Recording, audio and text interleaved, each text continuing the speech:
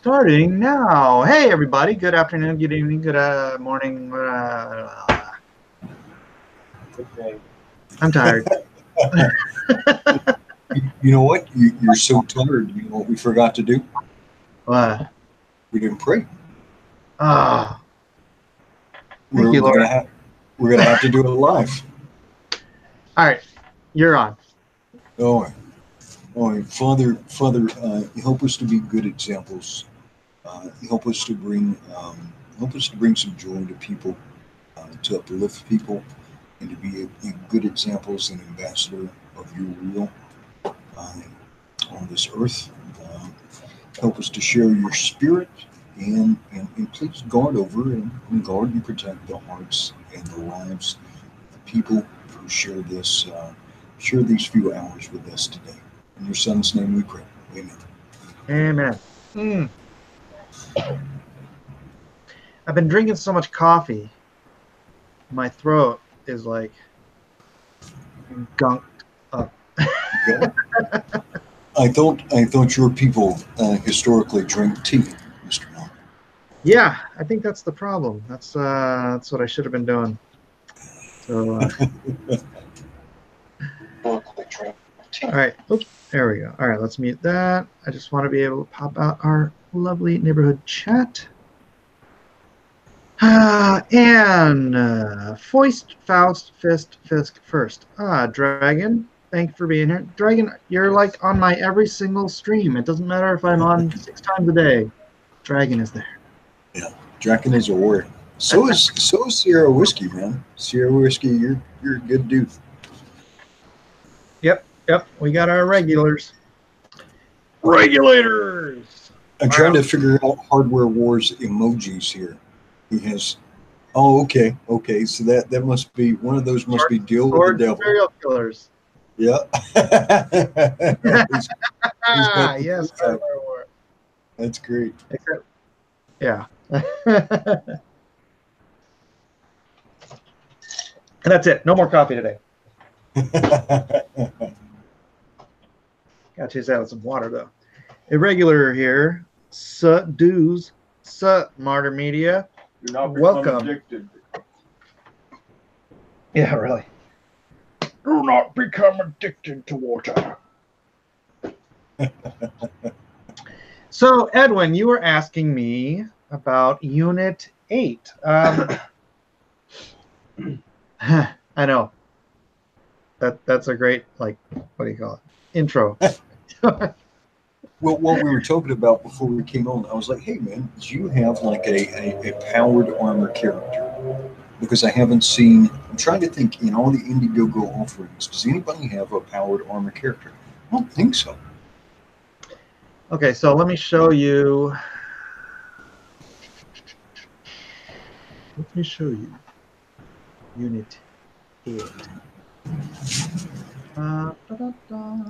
Devil Dog, Hourglass, Lullaby, Primo, Unit 8. So this is Unit 8. He's so a long time ago, this actually ties into the Iron Cross too. But the scientists that worked on the project that helped take down the Iron Cross, they were basically told they could have anything they wanted, right? Right. I mean, long story short, and what they asked for was a place of their own, and so they took an island off of the coast of California, Southern California. So it's got beautiful temperate.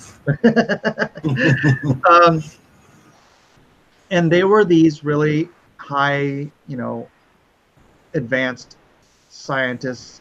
They were working with what they thought was alien technology, and so they had all this information that they were developing into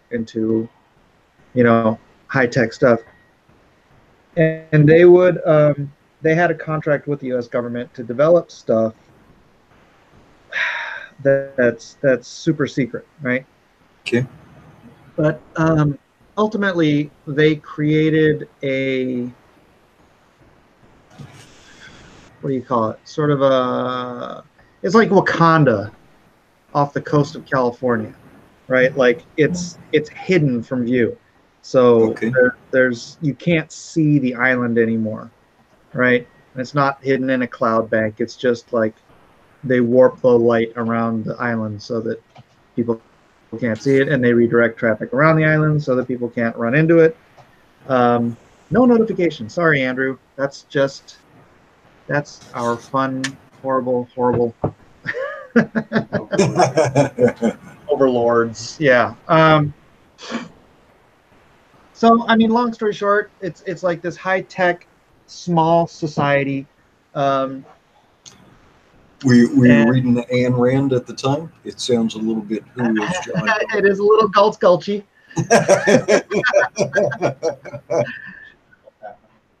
An elf hat? Be quiet. And so one of the things they do is they create this. I always hate using the term super soldier because it's so typical, but it's you know, they're not just highly trained soldiers. They're just human, right? They're not like super powered, but they are highly trained and they are given these super high tech suits. And the idea is that they are vigilant about their defense, although they've never been attacked or anything because they are hidden from the world. But this one unit, Unit 8, watching the crime and the miseries that exist on the mainland, just can't take it anymore. And so he breaks ranks. Sorry, it's this coffee. He breaks ranks and goes to basically play superhero on the mainland, but that causes some internal conflicts with the other units and the sovereign government of the little island off the coast. So that's kind of the short version. Isolationist country with techno enhanced soldiers. Yeah, so something. Do they have some sort of unobtainium? Say again? Do they have some sort of unobtainium or so the metal it's not, it's the metal, gosh darn it, I don't want to get into this. But there is an unobtainium. Okay, let me put it this way. The knife that Lone Star carries, yes, is made the special alloy. Is the special alloy that they use in some of their technologies. Okay, all right. So, is there a name for the man underneath this particular set of armor? Lone Star. Lone Star. No, gosh darn it. I'd have to look up in my other actually the written down paperwork stuff. And I don't want to do that right now. Okay. So give me a sense of scale. Like, could I put this guy up against like RoboCop?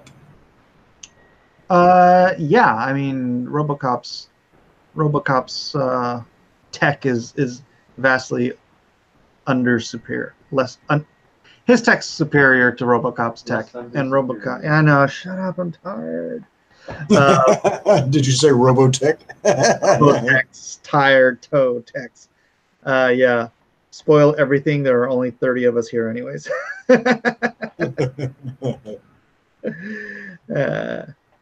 So yeah. RoboCop. Definitely, he could take RoboCop down. RoboCop just has bullets, man. Okay, what if you put him up against Cyborg from DC Comics?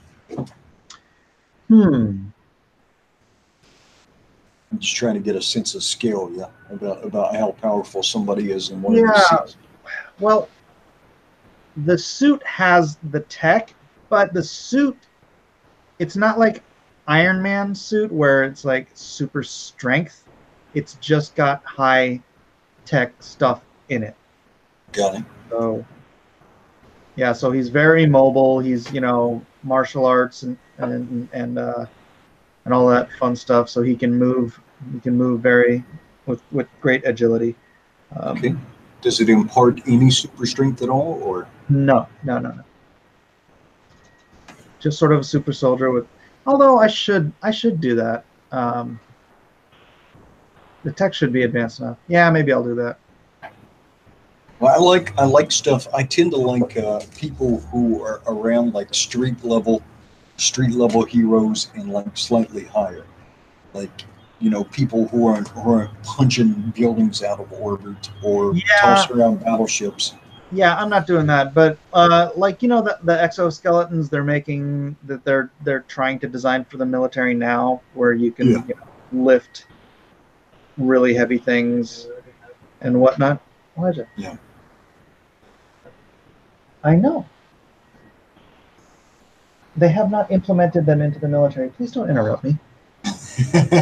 But being able to like lift up the front end of a car, that Yeah, would be stuff cool. like that. That could be very helpful. Yeah. Or punching through like a brick wall or a concrete wall, that would be kind of cool. Yeah. That kind of level of. Yeah, I don't like super uber overpowered stuff. At least from a storytelling perspective, it just kind of gets boring. There's a point where you're only left with like two mechanisms or three.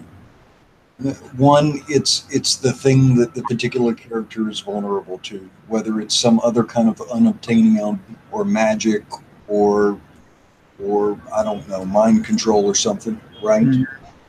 All right. Two, it's a cosmic level world-ending threat, or three, you put the character's loved ones in jeopardy. Which the interesting thing now with a lot of modern comics, since they don't have families or loved ones anymore, they don't have that mechanic. Mm. Sorry, I was reading an email. What made you go with the green? Is this final, or is this still conceptual? Well, it is conceptual, but I love Kamen Rider, and I just wanted to do something that kind of harkened to that. Right. So, Kamen Rider and Kikaida and those kind of, Japanese early 70s design elements. So yeah, I was trying to play in that field, and then I like the green and black look. It's just Man, always, I could see a pretty easy crossover with the Atomic Family, Hmm. particularly since you've got maybe they would pick up on some sort of technological signature or something. Yeah, they're not far apart. I mean, Atomic Family's LA, and this is off the coast of Southern California. So yeah, Yeah. Yeah, yep. haven't seen I haven't seen and I like almost every powered armored character. I found enjoyable, whether it was Exo Man of War, various versions of Iron Man, Hmm. Cyborg when it's done well. Do you remember the old Deathlock character? Oh yeah, Yeah, but it seemed like all of those were, if they're done fairly well, it seems like all of them work pretty well. There's something about like you put the man inside a piece of technology, but you still have a man. Yeah, so right. you've got room for all kinds of interesting things, and for him to retain his humanity. Anyway, they even did it pretty well, I guess, in Batman versus Superman. Um, I don't know. I can't think of anything they did well in Batman versus Superman. But the idea itself of trying to elevate, trying to elevate yourself to the level of this vast threat, and in this case, the vast threat was Superman. But Bruce Wayne armor and up. Right. Right. I don't know. What's the audience think? Eventually, someday, would you like to see a Unit 8, perhaps with less green? Why you hate that green, man? Dude, green and black is such... I mean, look at freaking Green Lantern, man. I love that color combination. High-tech but durable for today's working man.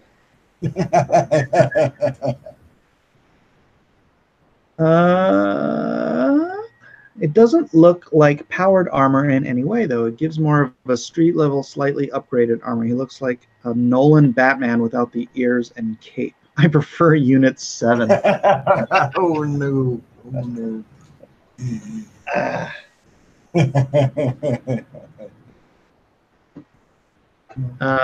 Unit 7 was pretty good. But Unit the 7 incident with the can opener, and he was just never the same. But that's the thing, is there's a bunch of these guys. So, but he's the only one that like breaks ranks to go. Yeah, he beat up Unit 7, all right? There seems to be an outcry for Unit 7 in the chat. Brother. Oh, brother. So, yeah. Number nine. Hey, how is Atomic Family coming? Well, I haven't written this script because I wanted to make sure I could pay the artist before I bother sending him anything.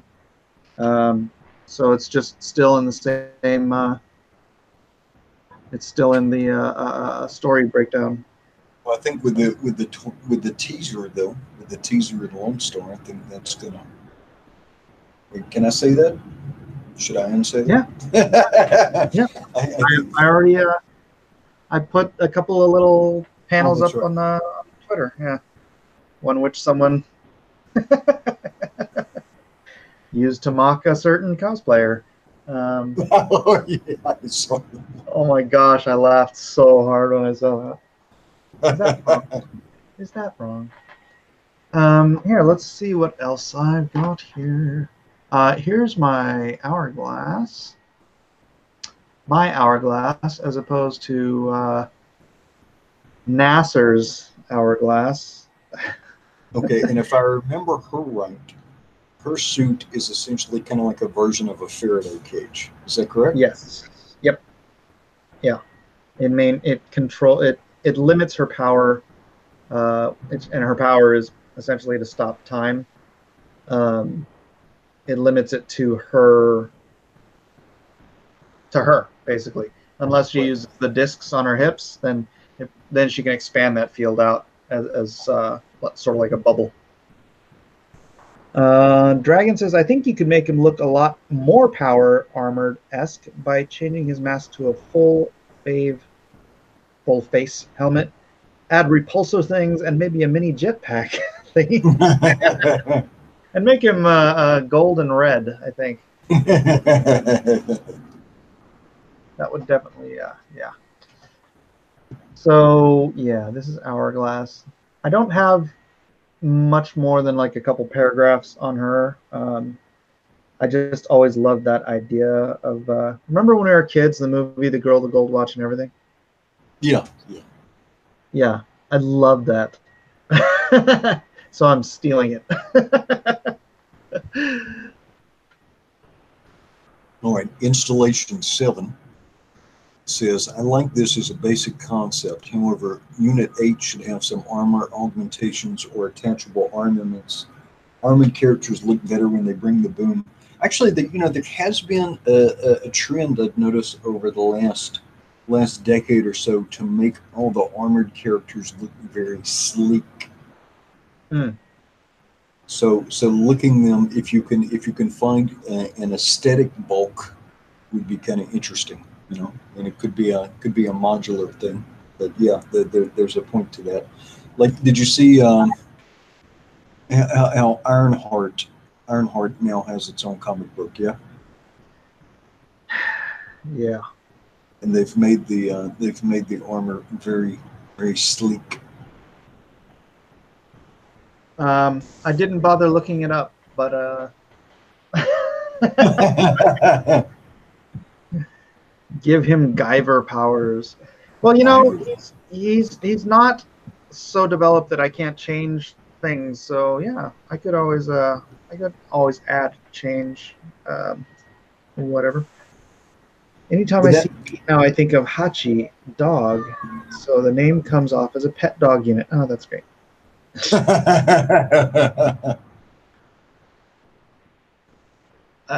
fun. All right, so Hourglass, I got. But I think every launch, man, you should just go ahead and plan on teasing out the next thing. Yeah. This is the one I do want to get to. Although now, gosh darn it, I hate. There's like 2 devil dogs. In like Richard has a devil dog. I think somebody else has a devil dog, and it drives me nuts because it fits him so well. Because he's got the devil as his guardian angel. You know about this one? I don't think we've talked about Devil Dog a whole lot. If All right, we did, Devil Dog, he's basically an ex-Marine, or there's no such thing as an ex-Marine. And it's kind of the story of Job, but with a little twist, because this devil has been tasked by God to keep this guy alive, right? And so, since he's figured out that he can't die, he uses that to put himself into situations to help people where it may be risking his life, and he may get beat to crap. I kind of like that, Indiana Jones, Magnum PI sort of a feel where you just get the snot kicked out of you, but you keep going. It's like I'm kind of noticing it looks like he's rocking an Aloha shirt there. That is correct. I used to have a purple and white Aloha shirt. That was great. Michael Pronasti says, "Dog the Devil Hunter." Demon dog. But because he knows he can't die, he's willing to put himself into the worst situations to save people. So like he'll run into a burning building to save somebody because he knows that devil has to keep him alive. So that's a fun one. It's kind of a cool, but yeah, I guess there are some devil dog names now. Yeah, but I came up with this a long time ago. Yeah. And then here's Cyberjack. So Cyberjack is basically he was this kid that was his dad worked at our high-tech lab in Blacklist is called Icarus Labs, and so this kid was the son of one of the scientists there, and he got into an accident where he broke his back, and so his father was trying to create a technology to refuse his spine, and unfortunately, when it was activated, it like sucked his. This is a really weird way to put it, but he sucked his conscience into the mainframe. And one of the items they were trying to work on at Icarus Labs was it was like a solid. How do I forget how I phrased it. It was like a battery, but it didn't have a casing. It was just like a core of power. Solid state battery. No, that is a solid state. I know that's what you said. Really? I don't think so. But it's just basically a power core that didn't have a casing.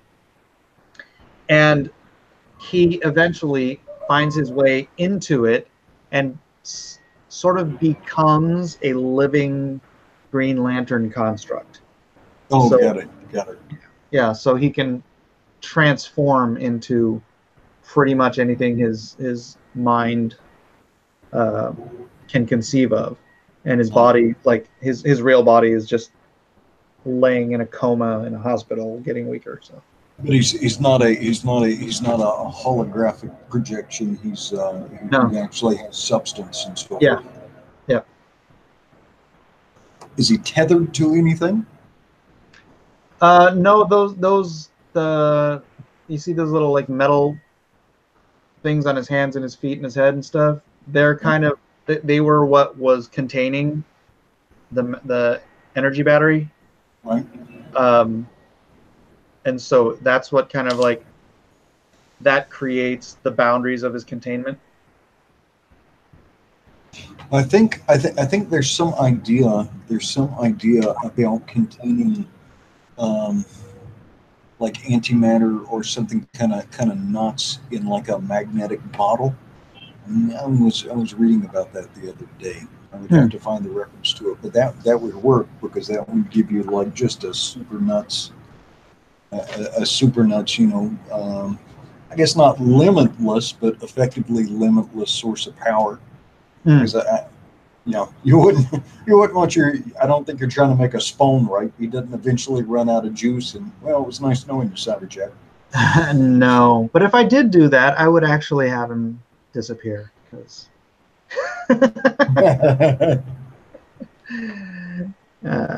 can he manifest his conscience into a physical form? This is a physical form. It's a solid, like a solid energy. I guess is the easiest way to explain it. Cyber and Jack, that's just an unfortunate name. Okay. No, it's a good idea.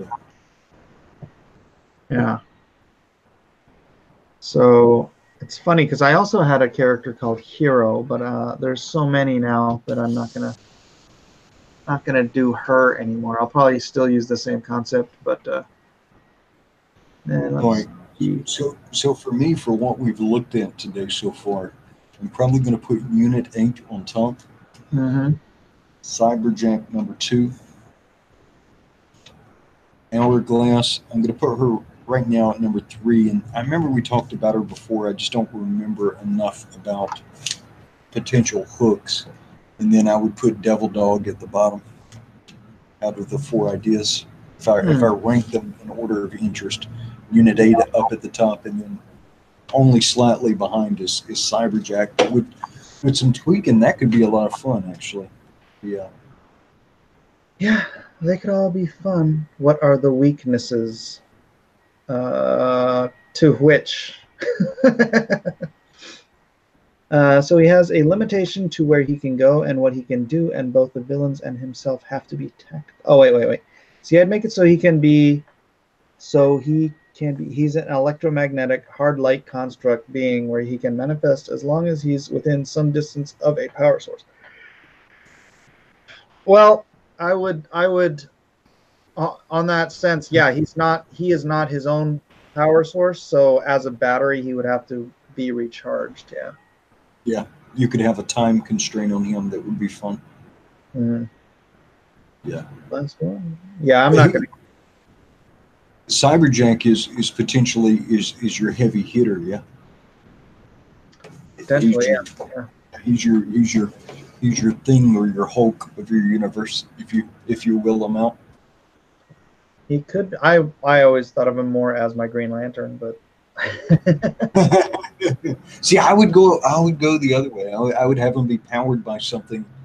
But I would have maybe the battery had some sort of containment gel or some sort of some kind of cool funky nano material to suspend the power source. I know you said no core, but still, and that, you know, have him animating that core and it manifests like that. But yeah, that he's your Hulk, man. He's your Hulk or your thing. Apologies for the ignorance, but did you guys ever do a drawn and quartered poll with Comicsgate characters? No, we have not. Let's see. Let's see. And so, you know, what else we have is the Meg. The Meg. Megity Meg. How many hours are left on this thing? Oh, let me grab that link and put that in. Sounded like Captain Frugal really liked the Meg. Yeah, I'm glad. I'm glad. We have 7 hours left, and we just had another 2 minutes ago. Alessandro Costa for $60, and Grain Patrick for 55. So, thanks, guys. Appreciate it. Appreciate 33,152.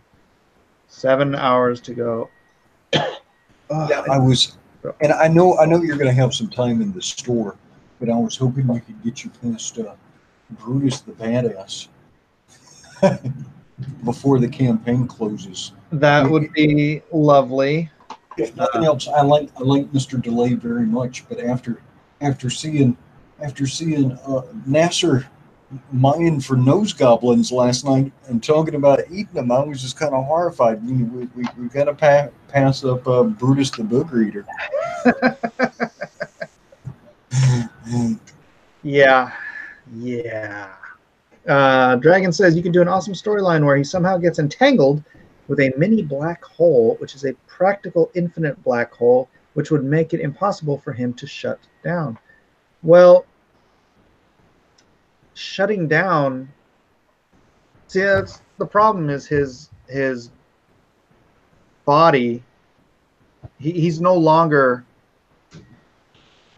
Gosh, I could make it so he has to return to his body to keep it alive, huh? Yeah. That's why I'm saying the time constraint adds the pressure, right? Right. Because you could that's the thing I hate about a lot of the modern heroes is they don't have any weaknesses, they don't have any flaws or anything. They're just boring, and there's no real sense of that urgency. Yeah.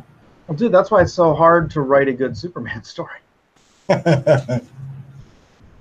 Yeah, they always need weaknesses. No, that's why I didn't power up Lone Star to be some super crazy, and like when you want to do these comparisons to their, say, John Malin's characters. Yeah, Malin's characters would likely kill Lone Star, but it depends on how it's written, because you have to have a character. A character has to overcome greater odds to be a fun character to watch, right? That's why overpowered heroes are difficult to write. Like Superman, really, you had to bring in Doomsday to threaten his life, Yeah. And at that point, it's just a giant bag of muscles, and there's no characterism in Doomsday. He's just. Hey, speak of the devil, though. Truth. Malin, you want to come in?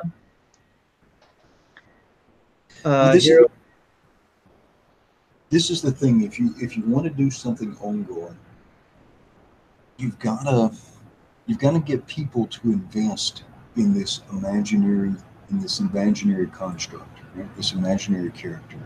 And so, how do you've got to have a point of connection, and then you've got to get people. There's got to be some kind of suspense, right? Yeah. And it's so hard if you've got this, alien, immortal, unkillable, unless you have, the right type of unobtainium. But now, like when they're bringing all these other Kryptonians, it seems like, I don't know, in DC Comics now, it seems like there's more Kryptonians than humans. Yeah. And so even that thing that made him unique has been diluted. Yeah, but there you go. You have to bring in somebody who's a threat. Otherwise, what's the story? Yeah. I am Superman. I can crush anyone I want at any time I want. I don't know. I guess it forces you. I mean, it forces you to be inventive as a writer to find ways to make that interesting. But not a lot of writers could. John Byrne did it great. I like John Byrne's Superman run. But he used Kryptonians too.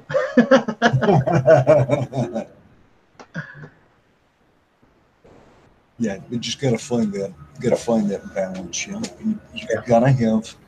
Your hero has to be in peril. There has to be. What are the stakes, right? Yeah. What are the stakes for him, for the to world? overcome insurmountable odds,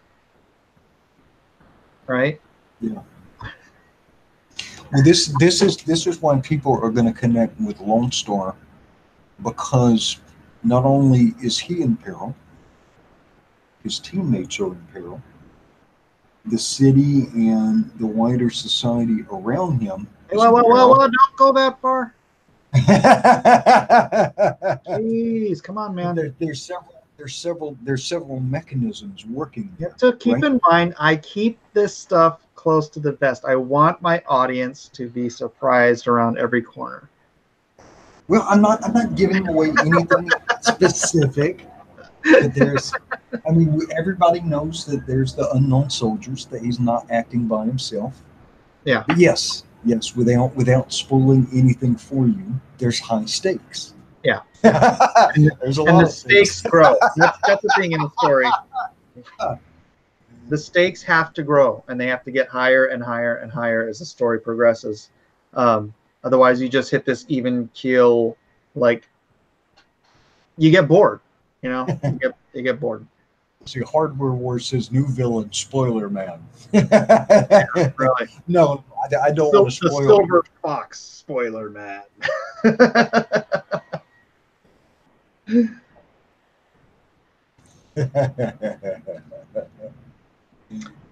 Hi, that novel you're reading. She leaves her husband. Enjoy. His daughter dies of cancer. Enjoy. Spoiler Man. Dumbledore dies.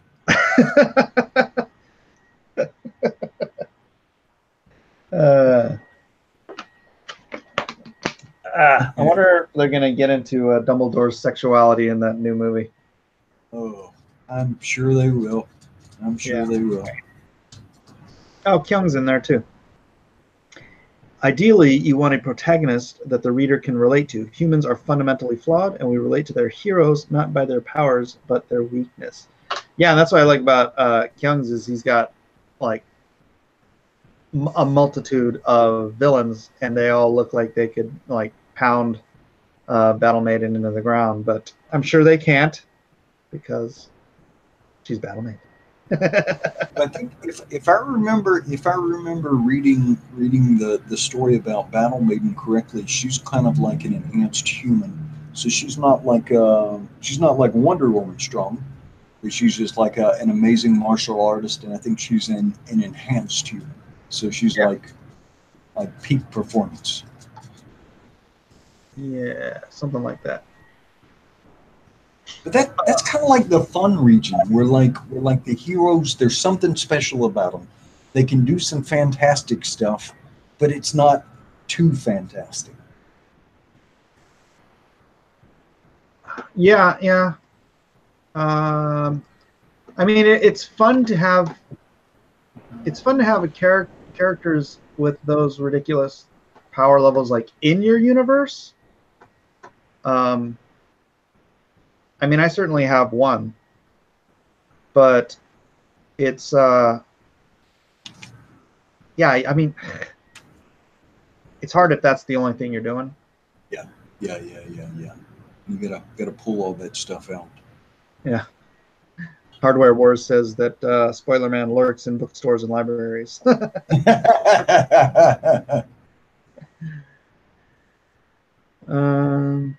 Because Superman had to resist doing it, even though he can easily do it and get away with it. What is he talking about? Oh, you know that kid that is annoying that you just want to beat the holy hell out of? That's Superman's real greatest villain. Nasser. No.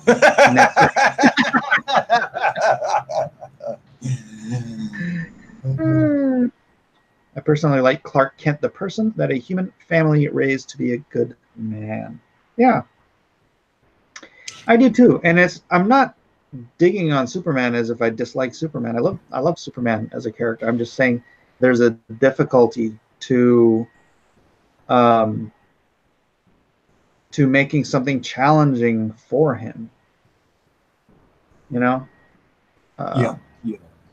Which is why Lex Luthor is a great foil for him, because it's not about strength; it's about strength of mind. And Lex Luthor is smarter than Superman, and that's what makes him a great foil for the Man of Steel. You know, because Superman can't just go punch Lex Luthor through a wall. I mean, he can, but he'd be the villain. You know. Yeah. Well, 5 years ago it would. You saw, I think last month's or maybe it was this month's Batman comic book. They had Batman just sock the crap out of Commissioner Gordon. Oh, really? Yeah. And then Commissioner Gordon took a baseball bat to the bat signal. Yeah. But yeah, it's well, once they cross those lines, you can't really uncross them. And if you got characters like Superman too, you have to do every couple of years. You have to do Ultimate Crisis on a lot of planets and derpity do heroes and something, or you have to have this power creep. Like when you think about it, there's a couple of characters now that are roughly Superman equivalent, right? Shazam. Oh yeah. Martian Manhunter. Oh man, they restarted Martian Manhunter. It is not good. It is not good. You shared that. You shared that. I saw it. What's up, Malin? Oh, Werewolves of London. Malin's mic's not working. That's fine. Did you read What's So Great About Truth, Justice, and the American Way? No. Came out around 2000. It's the best Superman story. I mean, I haven't read them all, obviously, but it's the best one I can remember for this century. But it's you remember The Authority, right, from Wildstorm? Well, before DC bought Wildstorm, they did sort of a knockoff of The Authority, because The Authority was getting this big, not comeuppance. They were getting all this press because I think was it Warren Ellis or Garth Ennis, one of those guys was writing it, and it was just like, how these guys would take care of bad guys. They have no limitations, they have no rules, they just go in and they stomp butt and they kill whoever and all this stuff. So DC, I can't remember who wrote it, but it was like they did a knockoff of The Authority, and to come in and take out Superman. It was Warren Ellis, yeah. So they come in and they kick Superman's freaking butt because they have no rules, right? And they have like superpowers, crazy powers. And Joe Kelly wrote it. I'm right? This was a great Superman story, and it was like an extra supersized issue of Action Comics, I think, or something like that. And Superman can't beat them by sheer strength, so he has to find ways to manipulate them in order to beat them. It was great because it was like this challenge. They literally kicked his freaking butt, and they could have killed him. And then it was Doug Mankey was the artist. But yeah, I thought that was just a great, because it had that threat. You had that legitimate threat that these guys could totally kill him if they wanted to. Like, they were batting him around like a freaking rag doll. It was fantastic. Well,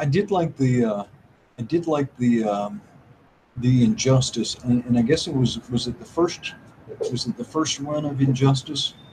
What is the pill they take that Oh, the Kryptonian power pill.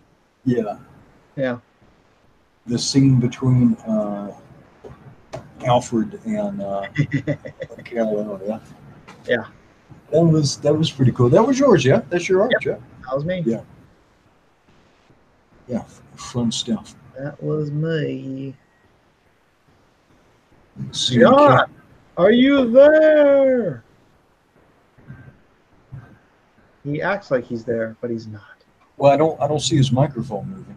John, if your microphone's not working, just turn on your camera, zip up your werewolf costume, and just speak to us through the medium of interpretive dance.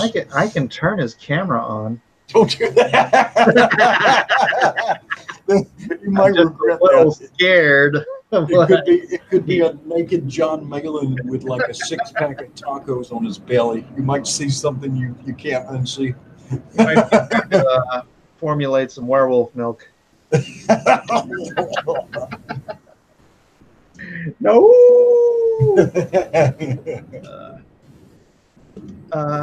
Dragon says that's also the point of a story in Batman Superman where two kids are talking about which would win, and Batman and Superman are listening in. Superman can kill Batman, but Batman will win because the context of victory is different for them. I love in Man of Steel. Gonna restart. I love in Man of Steel when it's the first. It's like replaying the first meeting of Superman and Batman, right? And do you remember this? The old John Byrne Man of Steel stuff? A little bit, yeah. So Batman confronts Superman for the first time, and Superman thinks he's a villain, right? Oh yeah. And he says, if you touch me, if you come within like an inch of me, there is an explosive device strapped to an innocent person, and it will explode and kill them. You know, he's like, listen to my heartbeat and tell me if I'm lying. And he does, and he believes him. And then they go through, he does that in order to team up with him, right? I can't remember what the adventure was. And then at the end of the thing, they're like, you weren't lying. You were, who is the innocent that's wearing the explosive? And Batman like opens up his thing, and it was him. That's the sort of great writing, that you can test the limitations of those characters based on their moralities. Because that's the thing. That is Superman's limitation is the lines he won't cross. Hey, so when are you thinking about shipping the Meg? When are you going to have to ship that out? Well, as soon as I know what the numbers are, I can send that off to the printer. So it should be next week. Well, not shipping, because I have to. I mean, I can get it to the printer next week, and then we'll have to get the make readies and all that fun stuff, and approvals, and then then to the printer. That'll be fun, because that's just it's all done already, so I don't have to do this thing where I'm waiting for lettering or waiting for this, that, or the other. I mean, they're like the what do you call it? All right, I'll have to do some like interior cover stuff and credits and all that kind of stuff, but that shouldn't take long at all. Yeah. John, are you working yet? John is not working. John's computer doesn't like him anymore. Who was that? John Malin. John Malin. What's going on, little homie? Oh, yes. Malin speaks when he wishes to speak. Nah, sir. Nacer. Batman will never win. Superman has two weaknesses: Kryptonite and Martha. I forget, for Six Gun Samurai, Yeah. Is Harold still making art? Harold Edge, or Yeah, he's still drawing. Not for Six Gun. But, I mean, if I could afford to pay him for the next one, then yeah. has his art style changed at all, or does he still kind of have that same? It's the same style, but it's gotten better. He's gotten, I think, a lot better. So, yeah, I wish, I'm going to keep this open. So hopefully as a store, hopefully we can accumulate enough money. Maybe, once it's out there and people have a chance to see it, they're going to want other copies, But as it stands, I don't think it's going to make enough for me to fund another full book. Although maybe we could just do it in 48-page increments. I've got John Malin. Can you hear me Join the now? video. Yes, there's Mr. Malin. Right. Yeah, that's the second time I've had that weird audio screw up. For some reason, the only way to fix it is to go through Cortana, and then she can readjust the mic, and well, whatever. Now it works. Hi. Oh, Interesting. Hey, everybody, could you share this out and let people know that we're talking comic books and stuff? Yeah, talking comics. We're talking comics. Phelan Malin. I didn't say that. Martyr Media. What's that? Martyr Media said that, not me. No. Are you guys talking about the finer points of storytelling? Maybe. Mm. I know you're not a fan. You're right. I can't stand it. I'm talking about storytelling. Yeah, the finer points. Yeah. Finer points of storytelling involve Graveyard Shift wrapping their hands around Lone Star's throat and squeezing harder and harder until that campaign is dead.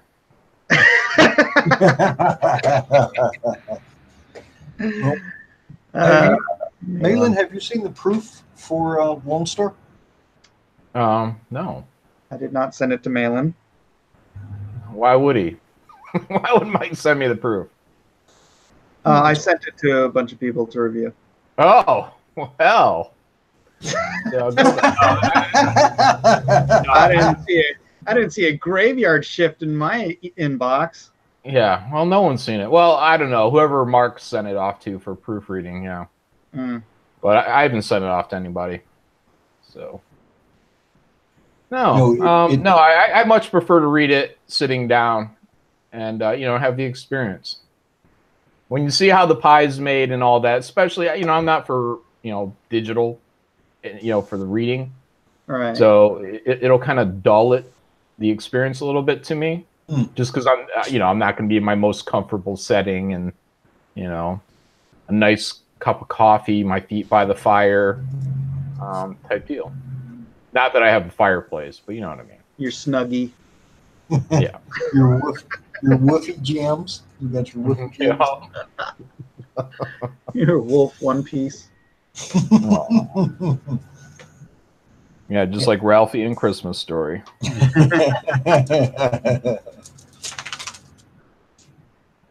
No, if I had that, that would pretty much make me a furry, guys. And I'm not. Well, if it's jammies, it straddles the line. But yeah, you've got some wiggle room there, particularly if you live in a colder climate.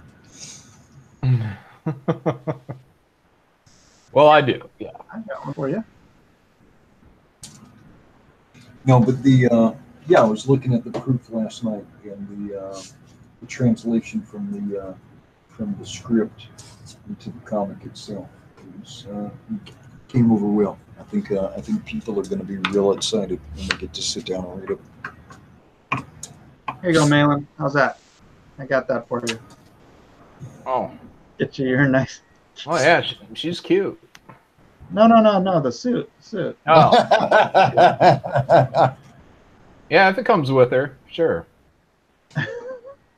Oh, you should. Next convention you go to, you should absolutely rock a wolf suit, dude. Yeah, most def. Edwin, that is the last thing I would ever do in my life. Which is why you should do it. Yeah, man, you got to keep them guessing. Yep. No, I don't think me dressing as a furry is going to keep anybody guessing. I think it's going to confirm. I think it's going to start guessing. You know, if I had like a wolf jacket or something like that, maybe I could probably roll with that. I tell you what, if somebody shows up at one of your conventions and they've got like some kind of wolf jammies on or something, well, you got to give them something. You got to give them some swag or something. If somebody shows up like that. Oh yeah, yeah. If that chick shows up, yeah, I'm definitely gonna give her something. Yeah. Gentlemen, please, I'm married. Memorabilia. Yeah, like a print. Yes. Here you go, Malin. This one's all you. Ah. Yeah. See, now that I might be able to get away with. Yeah, I wonder. You think that's a real wolf? Or do you want? Oh, okay. I would say that's a big freaking dog, man. Oops. Wolves get pretty big, though. How about this one here? You can't see it, huh? Oh, the one you're pointing at? Oh, yeah. There you go. That's a good one. Oh, brother. Oh, that would be perfect. Yeah. That's the one that's never going to happen right there. Oh, Malin, you should absolutely do that. That would be amazing.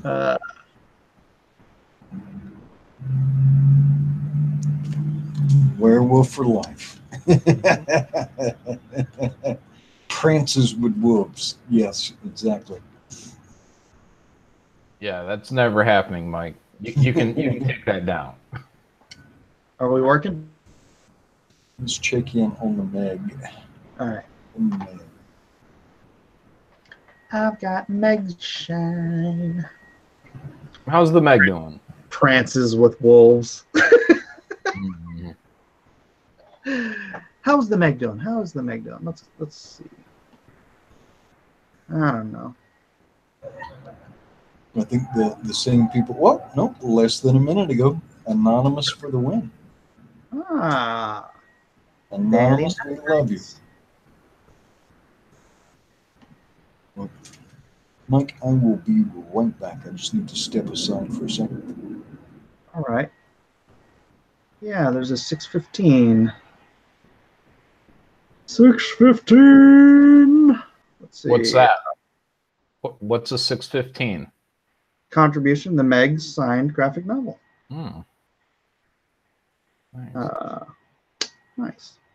Hold on a second. I gotta read an email real quick. Hello, Christian. I've been trying to contribute to Indigo. Yeah, will not take payment. I've tried multiple cards. What the heck?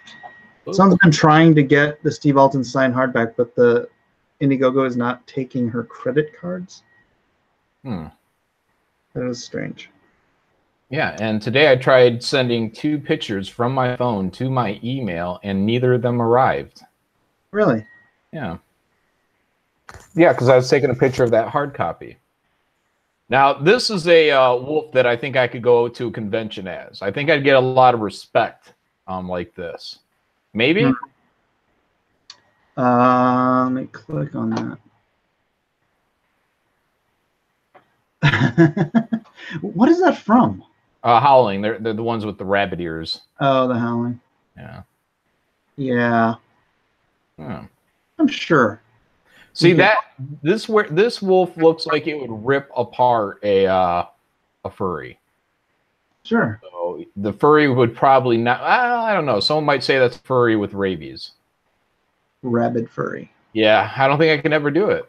If anything, maybe I could do like a wolf man, where I just beef up my eyebrows, give myself some chops, and You could probably roll with that, or just like a straight up Teen Wolf.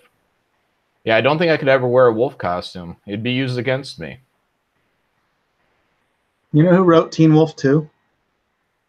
Have I what? Do you know who wrote Teen Wolf 2? Was it Jeff Loeb? It was. Okay. Good man. What was he? Wasn't he involved on the first one or no? I don't know. Do you know what Arnold movie he wrote? Commando. Wow, look at you. Yeah. Big Jeff Loeb fan, huh? No, not really. No, you know what? You hang out with Rob, man. You hear these things. Yeah. Mm-hmm. Emily! Hey, Kyung. Oh, Kyung's got a mic problem today too. Maybe it's a. No, I muted myself real quick. I forgot to switch the speakers. Wow. How are you How's doing? it going? Oh, good. Hey, grats, John, on printing. Hey, thanks, man. Yeah, that was really cool. So yeah, this morning I got up and the wife had set a poster tube in my office, and sure enough, it was the the hard copy proof. What they do at Print Ninja, I don't know if this is everywhere, but they let you select 8 pages that you want for color checks, and then they print those out onto a large sheet of paper. It's probably about 4 by 3 feet. And then so I unfolded that onto my table this morning and looked it over, and I mean it's almost a dead-on match for my main monitor color-wise. Nice. So I was like, sweet, man. So right away I wrote them back and I was like, yeah, go to press, man. Let's do it. Let's get this bad boy rolling. I was excited. So yeah, nothing jarring. Yeah, I was happy. So that's it. Are you going with expedited, or are you going just regular? No, because that's why we decided not to. Was that essentially we saved like I think $6,000, something like that, by not doing the expedited. And Mark and I, that was our deciding factor. Was we were like, look, we can get this thing turned around in 2 weeks, or we can take that $6,000 and we can significantly fund our next graveyard shift. And that's what we're like, let's use that for the talent search, to start, shaving off some of the expenses. So and when it comes to Print Ninja, you're only saving like 2 weeks for 6,000. It's like, wow. Yeah. Well, I think it's 2 to 3 weeks delivery expedited, and I think it's 6 to 8 weeks standard. I thought it was a 4 to 6.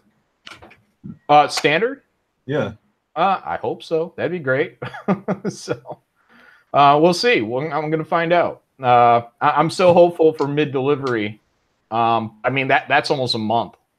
So, but, I figure at 8 weeks, that's dead center in February. And, as soon as it's delivered to Mark's, I'm going to be out there. And we'll take about a week and get the whole thing in order. And then I'll have to leave, and whatever's left over, he'll take care of.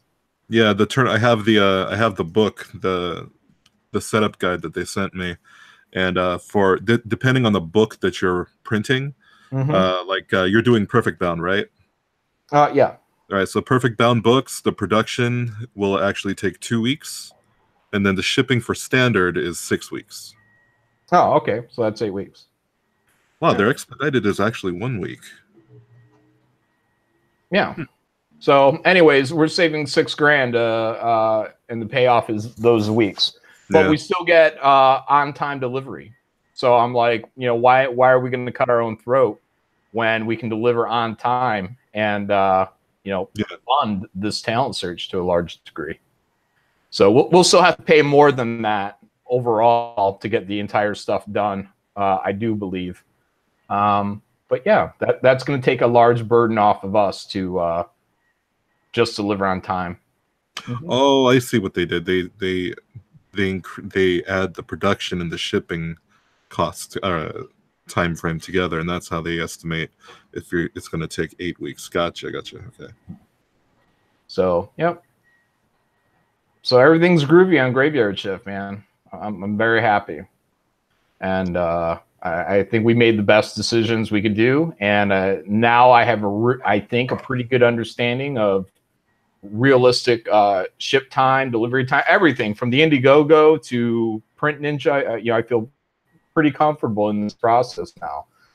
Even the problems we were having with the pre-press, you know, these were like measurements of like millimeters or eighth of inches type stuff. Yeah. And now my guy, I'm like, yeah, this guy's going to be cool, you know, for the next go around. We're just going to boost up the page count and let it fly.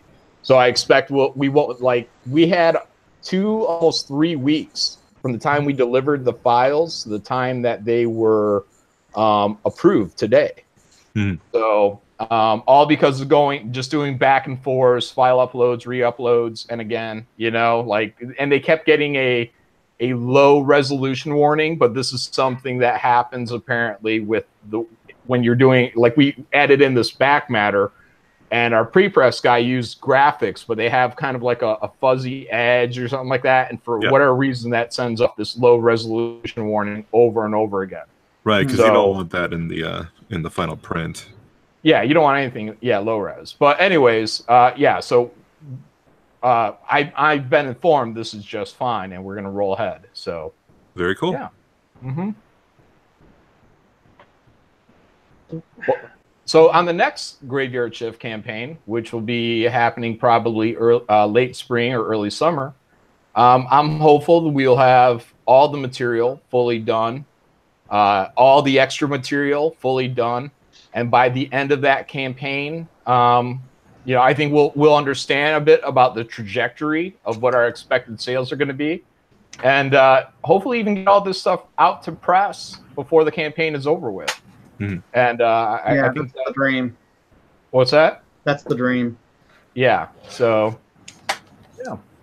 The only real thing is, you know, if we have funds on hand at that time, to pay for the advanced printing, because, you know, you want to take, you know, ideally the funds that you're raising, slap that into the printer, but you don't get that for 15 days, I think it is, after the end of the campaign. It depends on when in the month your campaign ends, because some people got it like the next week or the next day. Nasser got his like the next day. I got mine. I got mine like almost the full 20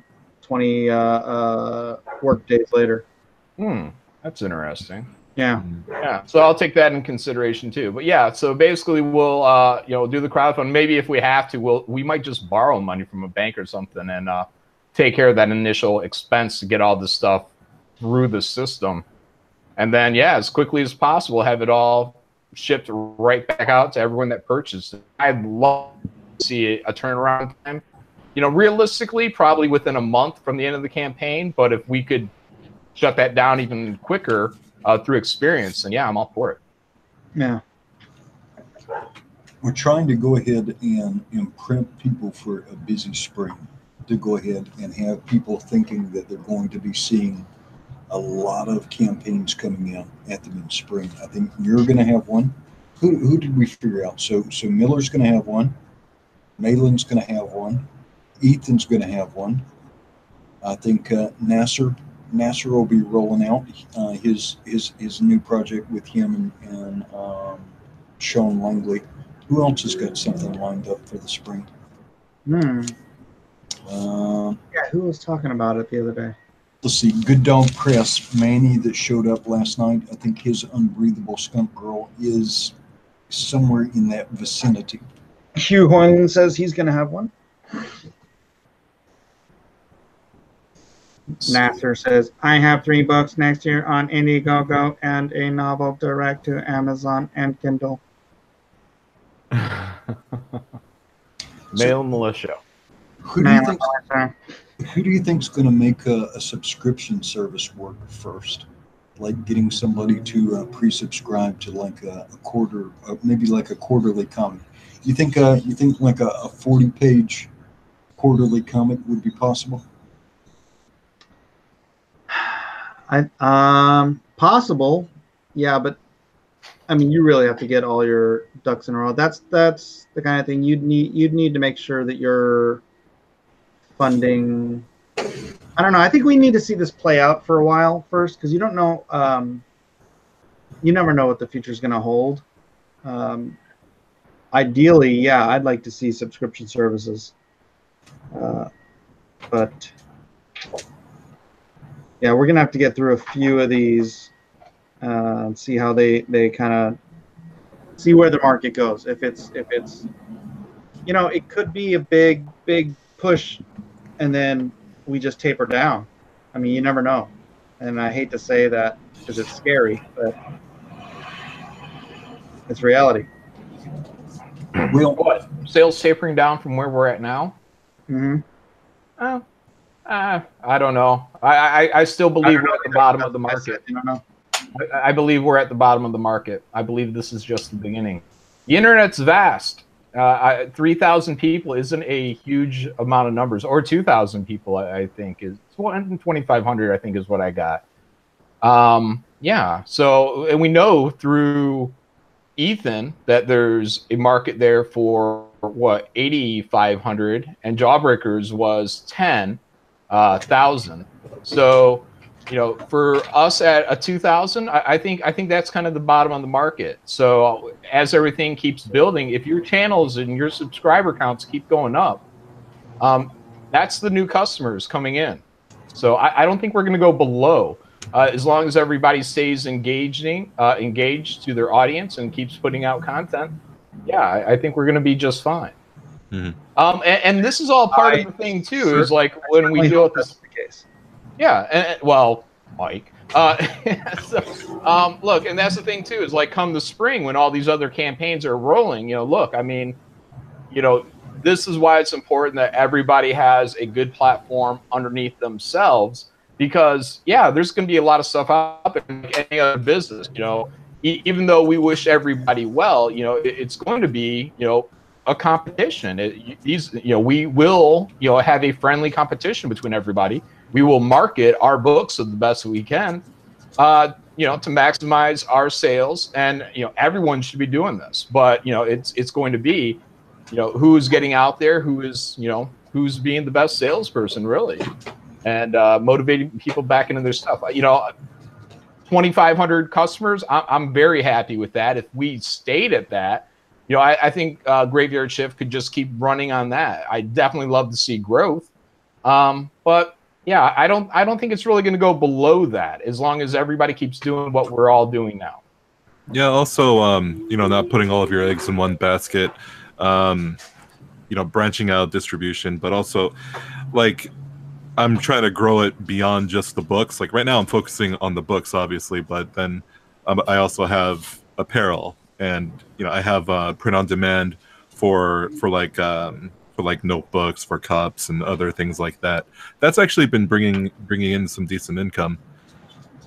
Mm-hmm. Yep. And you know, it's also like, you know, this quarterly conversation. Yeah, it sounds okay, but look, I don't know if that's necessarily where I would want to be going. I think where I want to go is essentially where Ethan is, which is, look, if I do 1 or 2 campaigns and it's all my own deal, and this is something I'm passionate about, and I want to make it the absolute best that I possibly can, to me, that's more important than putting out 4 books in a year or 4 campaigns in a year. I would rather put out 2 really great, fantastic books that, you know, and as a consumer, that I know that the artist is putting their heart and soul into, and this is why you are paying that extra amount of money. You know, when this just becomes a conveyor belt of, you know, soulless, you know, properties, then all of a sudden, to me, as a consumer, I say, well, you know, I'm not going to pay that for something that isn't worthwhile. Passion, something that person is passionate about. Well, I think the one thing that the YouTube does, I've talked to so many people who have told me, you know, I haven't bought comic books for years, but I saw your show, or I saw Ethan, or I saw Diversity in Comics. And so there's a point where if you're entertaining or engaging enough, you're creating a new market, right? But I am firmly convinced, guys, that once people have once the first wave books are in people's hands, I can show them to people and somebody have something tactile, right? Something physical. Hey, I'll be right back. Right. You guys go. Good. Once 80% of the first wave books are delivered, I think this is going to blow up in a good way.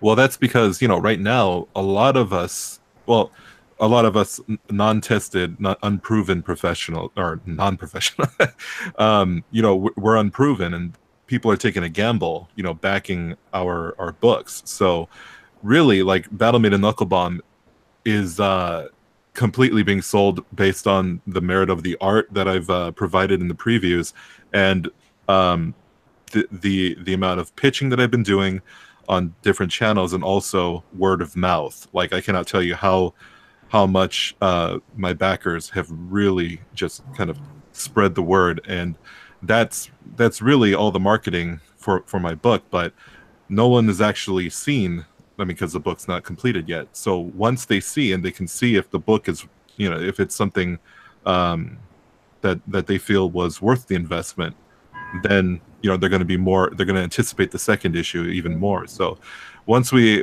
actually put stuff out there and show that we are competent and we can create books that are worthwhile, then yeah, I think we can definitely grow from there.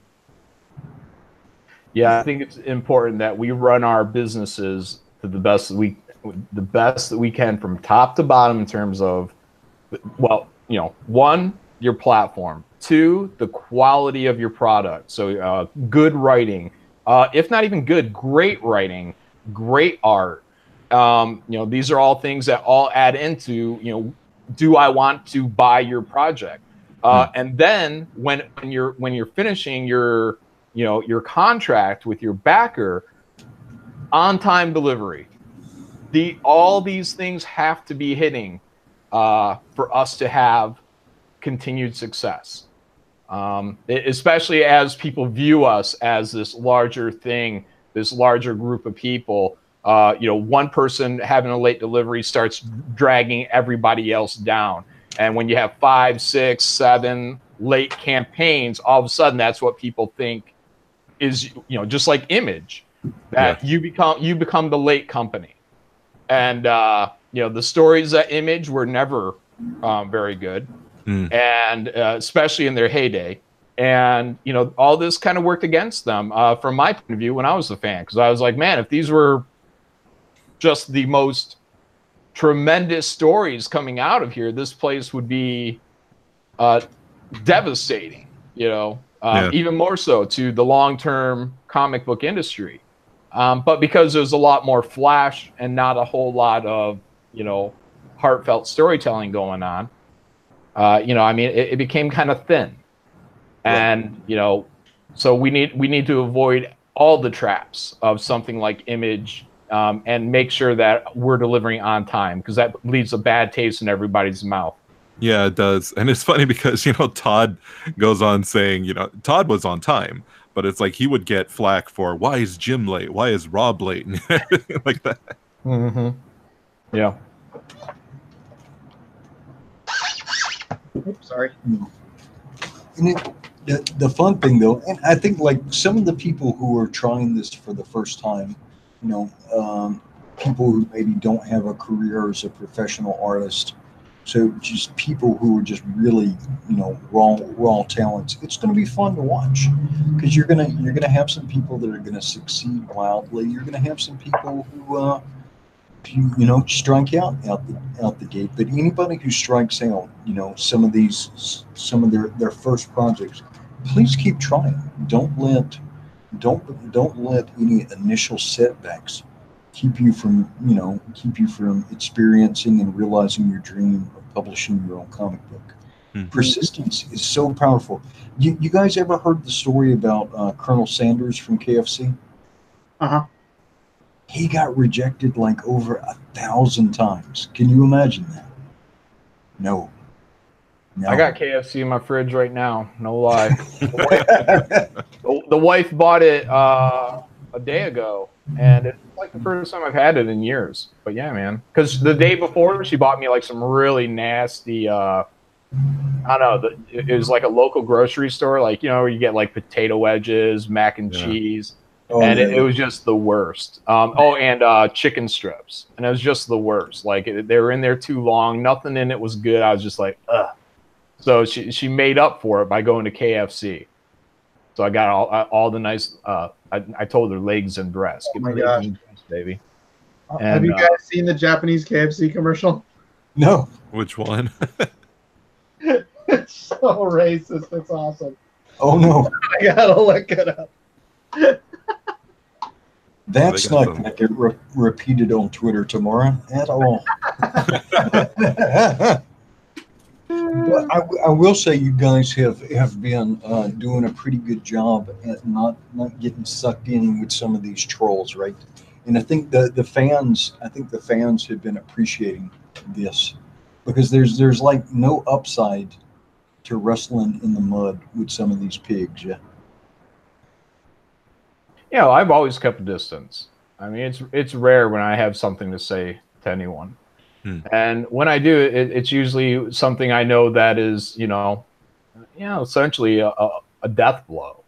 So, I understand when arguments are happening and there's just never going to be an end to it. But when someone says something that is just completely untrue, then I may say something back. But look, I'm not going in there. I'm not trying to necessarily get anybody to go in and scrap with me. I got better things to do, and I got too many plates spinning right now to be dealing with people like that. So I ain't got time for that. Even as a fan arguing with some of these people, if they can't give me anything, right? If they don't have any standing. So if I win an argument with one of these people or engage in an argument, at the end of the argument, my position is not improved, right? I haven't particularly advanced any agenda. Nothing new is being made. It's just kind of an empty barrel of words. And so since they don't have anything that they can give me, the easiest way to win most of those arguments is just not to participate in them altogether. Just completely sidestep them. It's fun sometimes, occasionally debating a finer point of something with somebody who's acting in good faith. Like last night, I was talking about how much I disliked that trailer for Brightburn, and in Northeast Dynamo was just giving me crap, but it was fun. He's in it to win. He's part of our community. He's not here just to troll. He's just sharing his honest emotional reaction to like my particular brand of the satanic panic, which is fun. It's fun. what did you think of it? I just watched it a little while ago. Yeah, I just saw it last night. For me, I'm just so weary of seeing things deconstructed. And I didn't find any value in it. And maybe this is just a perspective thing, and maybe it's because I'm an older guy. And sometimes when I laugh and say I'm a boomer, I mean, I kind of grew up in the rural South in a fairly traditional area, and I spent a lot of time, with my World War II vet grandfather. And so I am probably somewhat more associated with those values, and just having grown up and seen everything picked apart and deconstructed, it's like, even if it's a clever take and even if it stands on its own, I'm so tired of seeing anything that's a moral model or a celebration of something good transformed into something else. Even if it's well done, even if it's potentially entertaining, it's just, I've had enough of it already.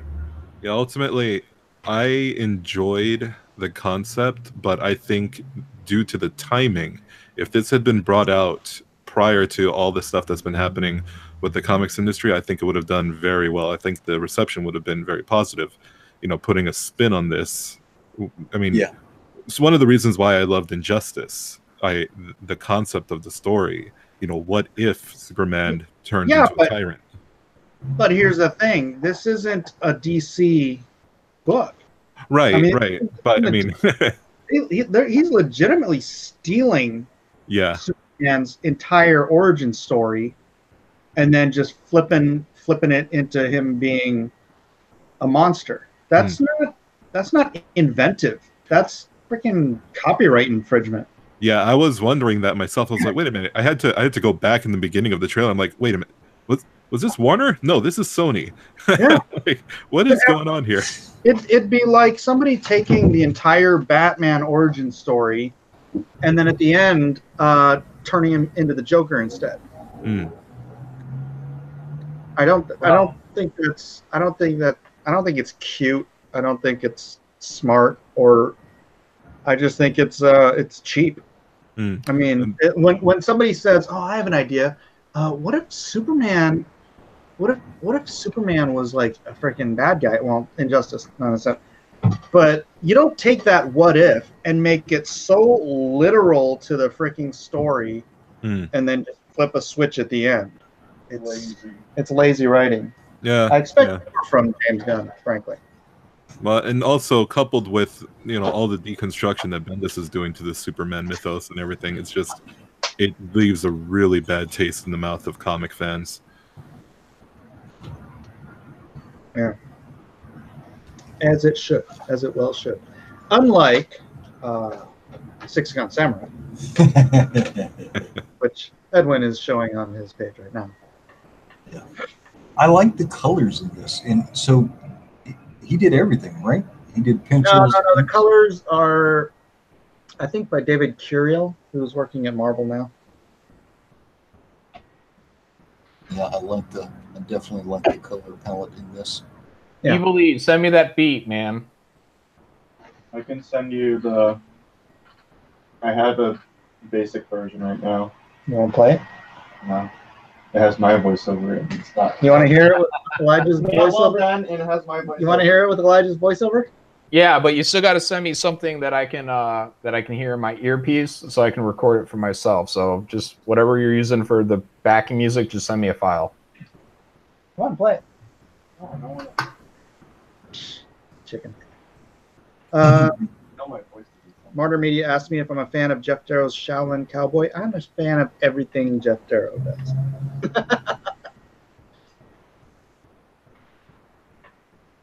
One of my scripts is a blatant Superman ripoff mixed with Wonder Woman, but it will move away from being so blatant as time goes on.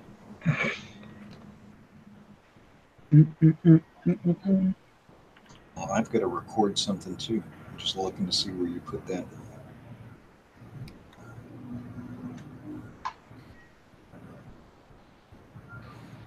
But yeah, with the Brightburn thing, I don't know, man, because I think it's just kind of like Man of Steel fulfilled. It's this people who really don't like superheroes, I feel, going in and say, how do we trash these fanboys? Oh, let's take something that's nearest and dearest to most of them, including the people that are trashing them, and let's just show everybody how how dark we can take all this stuff, and I mean, it's like the anti-superhero. It's for all superheroes, Superman is the only one.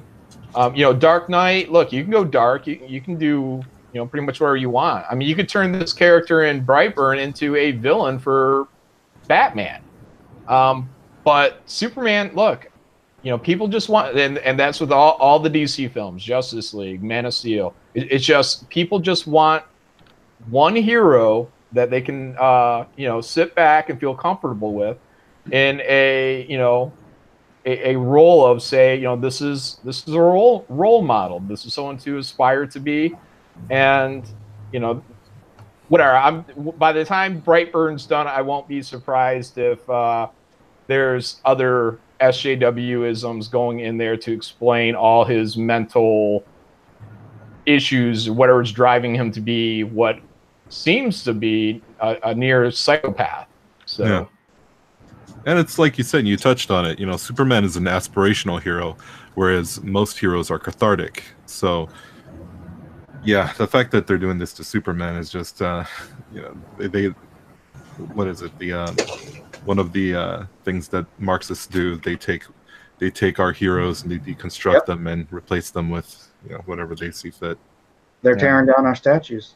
Yeah. Well, I think that's why everybody hated what they did to Captain America, because, like you said, you've got cathartic heroes and you've got aspirational heroes. Yep. Captain America is definitely an aspirational hero. Absolutely. I think they want to turn Captain Marvel into an aspirational hero, but I don't see it. No, they're going about it all wrong. Yeah. No. Lone Star probably kind of straddles that line for reference between. What would you say, Mike? Kind of straddles the line between aspirational and cathartic. Well, cathartic is. I never thought of it that way, but yeah, I think when you see him breaking the wrists and elbows of someone who's going to rape a girl, then you feel catharsis with that, right? So what would be the pure version of the cathartic hero? Lobo? Punisher? Punisher? Who else are some cathartic? Punisher. Deadpool? And then Deadpool would be the cathartic taking to the comedic extreme, yeah? Yeah. Yeah. Well, Lone Star doesn't murder anyone, so he does have that line. He's not afraid to kill, but he will not murder. What would Daredevil be? Is Daredevil a cathartic hero? Daredevil doesn't murder either. Yeah. So, yeah, about this. I guess Daredevil and Lone Star would be about the same. Although Daredevil will kill, he just won't murder, right? Right. If I remember correctly.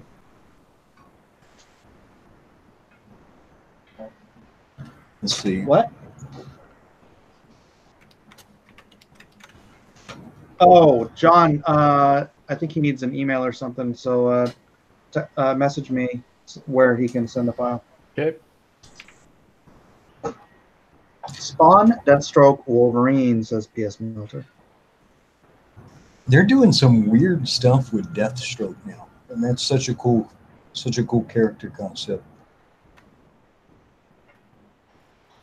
Yeah, I haven't read anything of his in a while. Andrew Huerta says, just watch the Brightburn trailer. Lame. We'll see. And I guess Shazam or DC's Captain Marvel. That is probably the comedic aspirational hero. Yeah, interesting observation there. Well, Captain Marvel is a child. Child with superpowers.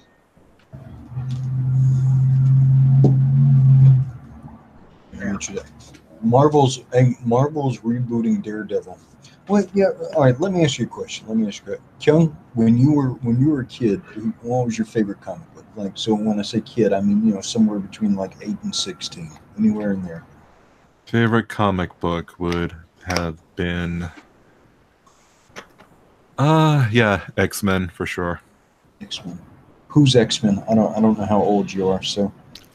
At that time, yeah, Jim Lee was drawing it. Yeah.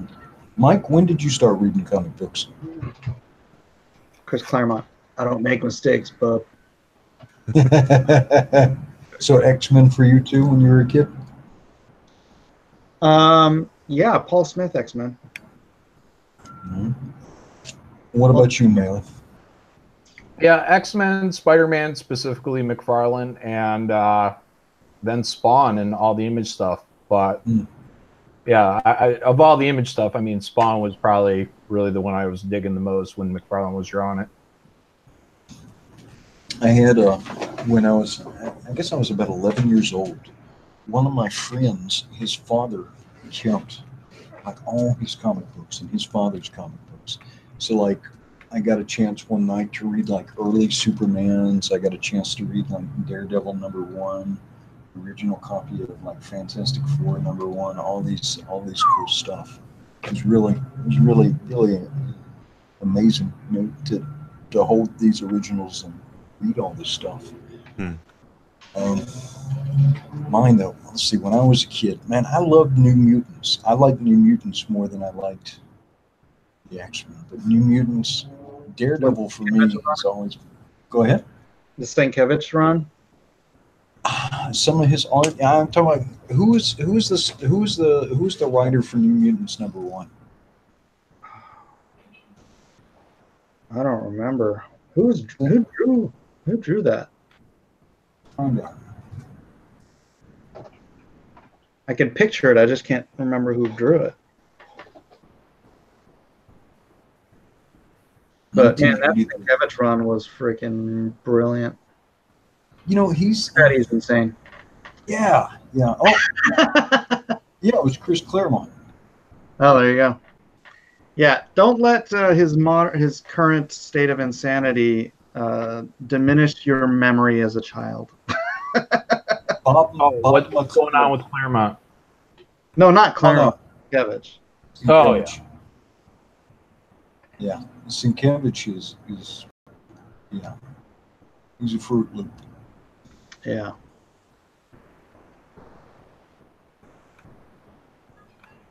Yeah, that stuff he did with the stuff he did with the putting people in crosshairs, that was just like, come on, dude. Yeah, you have to live in an echo chamber for a really long time for you to not understand that might offend people. No, everyone thinks like this. Yes, that's how Donald Trump got elected, because everyone thinks like you. I think that's what's happened in corporate comics, which is, I mean, like, you know, like you've probably heard what some of those people said to Malin, and like, I don't know, that's just kind of a bizarre way to talk to people. Yeah. No more common sense in the world, unfortunately. Yeah, so but let me think again. When I was a kid, what did I really love? I loved New Mutants, Daredevil, and I know everybody's probably going to think I'm crazy, but there was this one called New Universe, and I really loved that Star Brand series. Star Brand. Yeah. It's John Byrne, wasn't it? Let's see. I remember Byrne did something with Star Brand. It's kind of had a funky, had kind of a funky 80s aesthetic to it.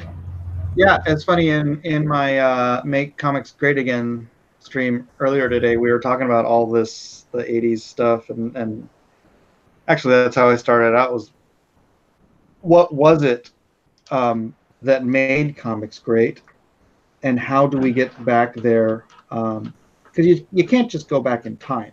You have to understand what it was about the period that you love that we can emulate, rather than trying to just go back and regurgitate the past. You know what I'm saying? Yeah. Yeah. So So it's a Jim Shooter creation. that's right. For me, it was the whole Jim Shooter like mindset. You know, Shooter and Byrne, and then pencilers were Ramita and Byrne. I got the Byrne part right. I love that. I love that cover. This makes me feel like I'm like 10 or 12 again. And I know we're trying to sell. I know we're trying to sell Meg, and we're trying to sell. Actually, if people can't afford like the 3-pack, the 3-pack is such a great deal, by the way. Like just the raw number of pages. If you can't afford the 3-pack and you could only choose just one, get SIXGUN Samurai. I love it, and you need to. As we go down the line, I'm gonna hold you to that, to like bringing the kid into the Blacklist universe. Yeah, I mean that's the story. If we can freaking get there financially.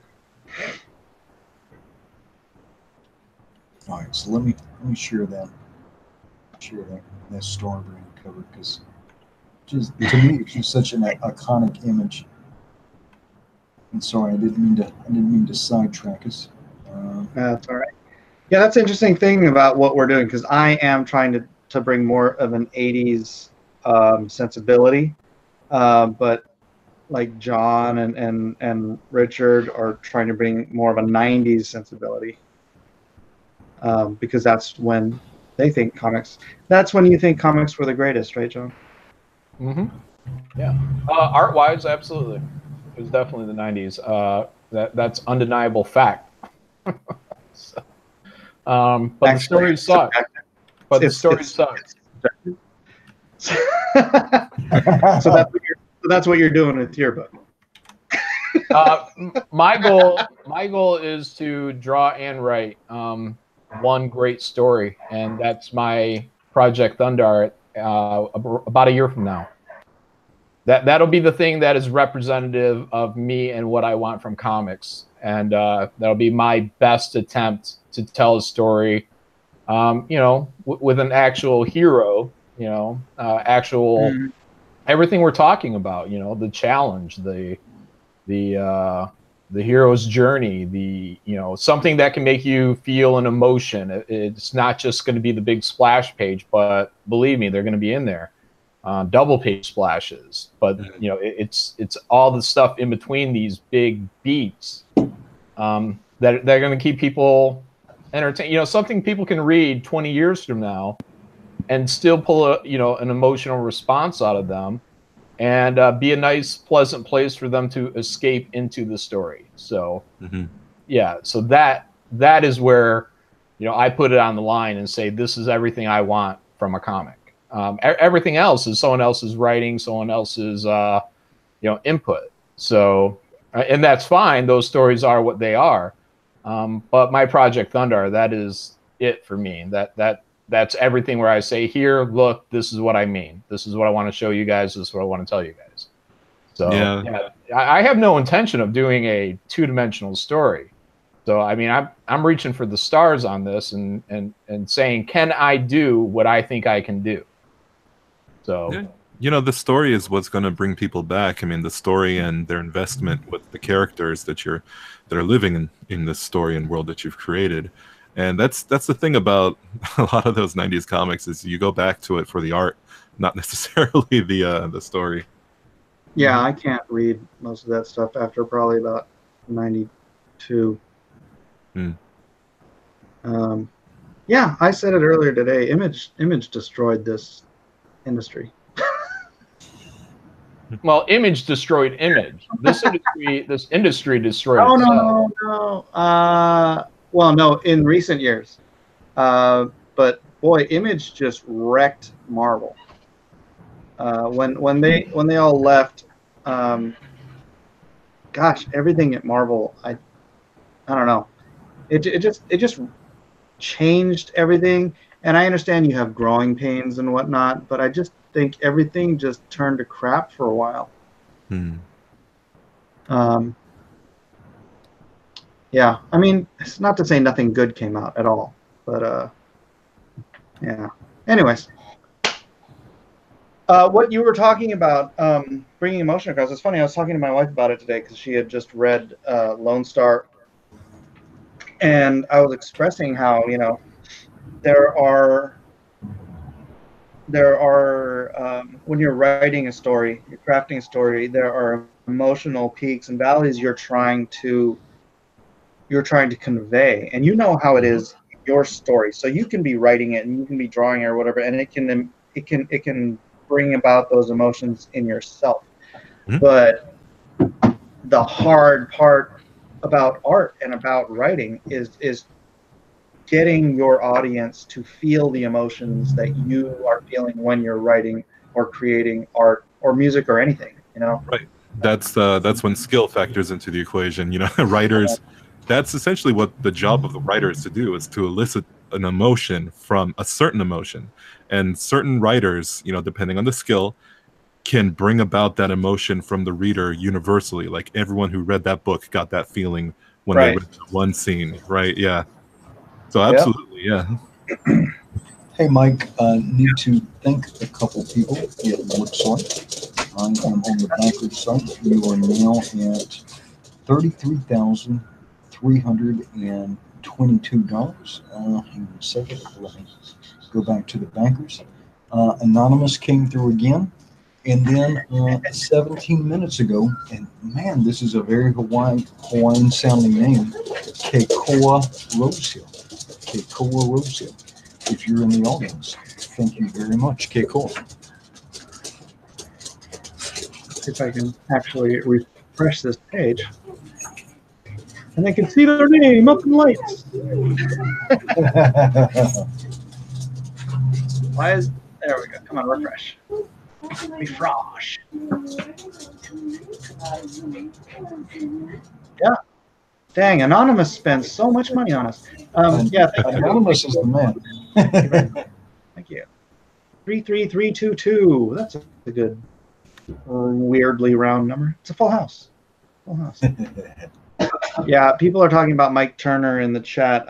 Mike Turner was like the nicest guy in comics. So, yeah. He is missed. There you go. No, Marvel and DC is going to destroy Marvel and DC. Well, now, yeah. Image is just going to destroy itself now. Well, I guess maybe the problem with that, at least as far as in-person sales go, the market kind of tends to follow Marvel. So when Marvel's up, it brings people into the stores, and then everybody else kind of benefits. And when they're down, people stay away from the stores, and then everybody else kind of lands behind. Yeah. I mean, that's why I know you want Marvel to disintegrate, but it's for the sake of the direct market that I wish they would just get their act together. Yeah, I do too, and it's so amazing. It's so amazing. And sometimes I use a little bit of hyperbole. Just like there was a new universe and there was different variants and the 2099 and all that stuff. They make between 75 and 100 unique titles every month. It really baffles me. They don't choose like 5 titles and do like a Marvel classic and just do fan service. It really baffles me. I do not understand it.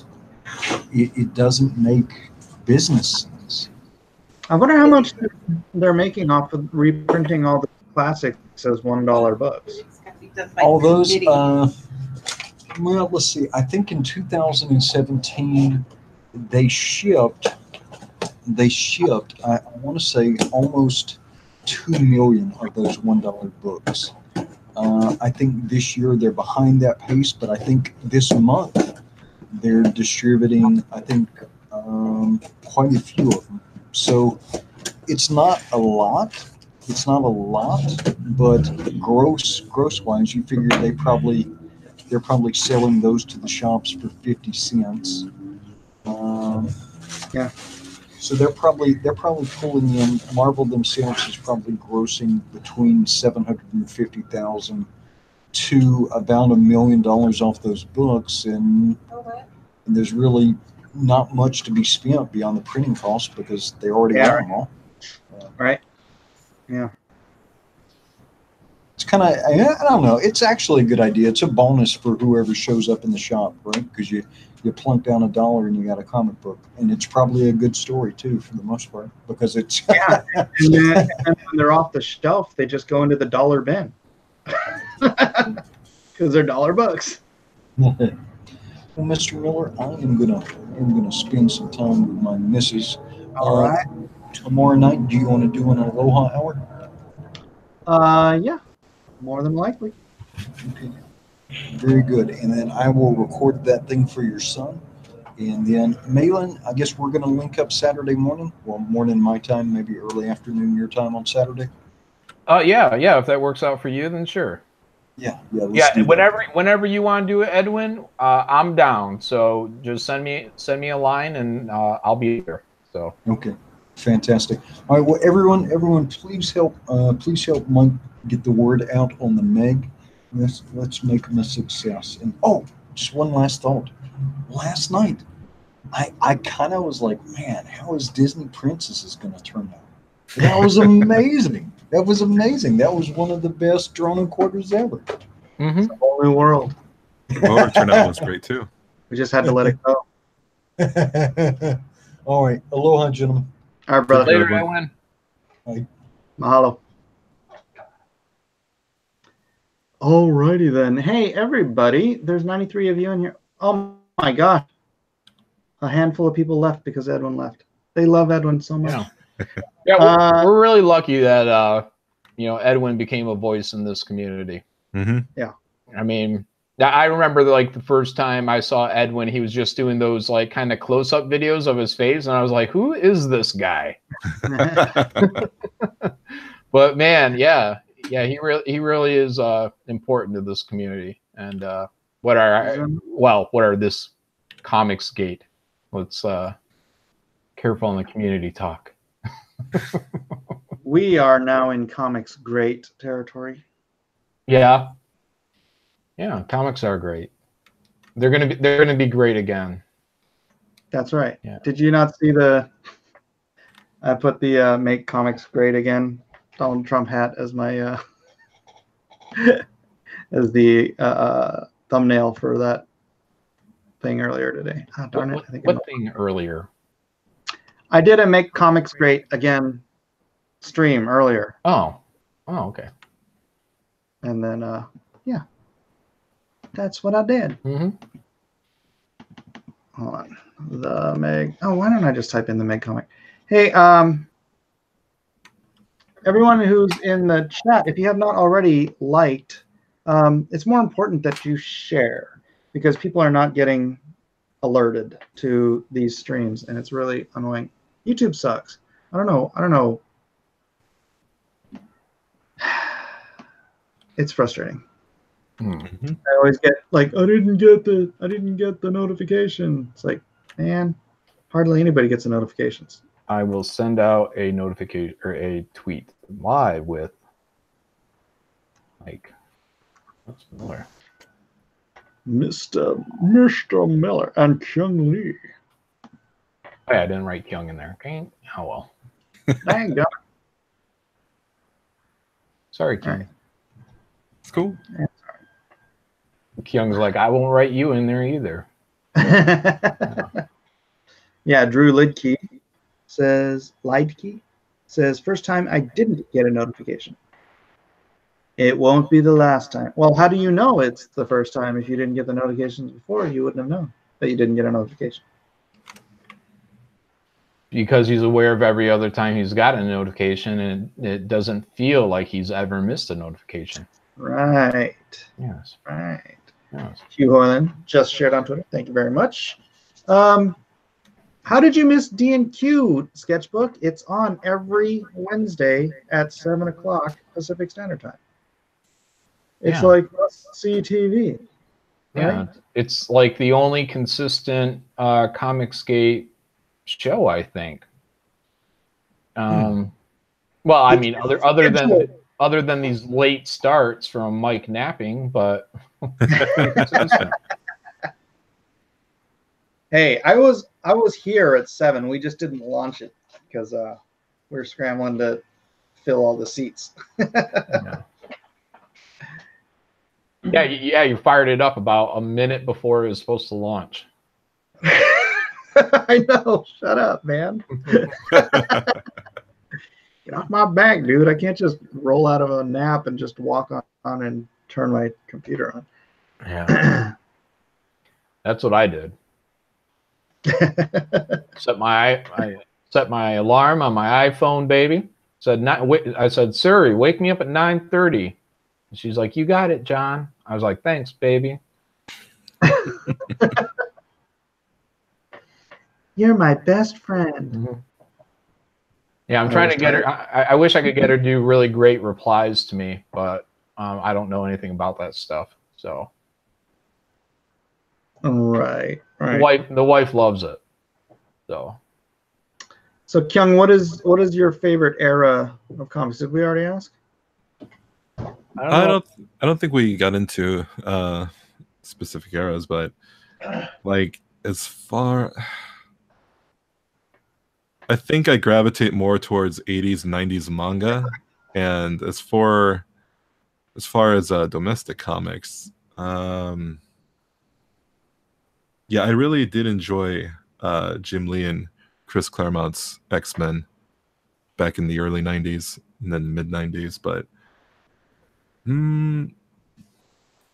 yeah, when did he start on X-Men? It was in the late 80s, right? which one? Jim Was in 91, I think. on X-Men? I'm thinking of the I'm talking about volume Uncanny. 2. Oh, Uncanny, yeah. Yeah, he was at it for a while. Yeah. But I didn't actually I wasn't familiar with it until volume 2 launched.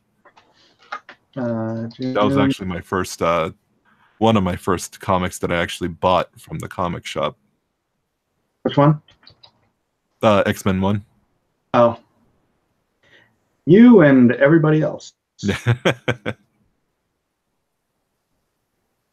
But yeah, I'd have to say 80s manga, 80s and 90s manga was what I was really into. All right. In 89, Jim Lee was filling in for Mark Silvestri. In 91, he launched second X-Men title, X-Men Volume 2. Mm-hmm. Right. So, yeah, maybe around 1990, I guess. No, 1989. 89 for Uncanny, well, that's just fill-in work, though, isn't it? X-Men 94. Yeah, because it said he started doing fill-in work in 248, and then he said eventually becoming ongoing artist with 267. Oh, yeah, that would be 2 years, huh? Yeah. Almost 2 years. Yeah. So, yeah, 91. But then wasn't X-Men? That was 91. So he went in 1 year from being the regular artist to launching a separate X-Men store. X-Men. Yeah, well, it could have been almost 2 years. I mean, I don't know what month it was in 91. October. Yeah, so he went almost all of 91. He could have been all of 1990. Yeah.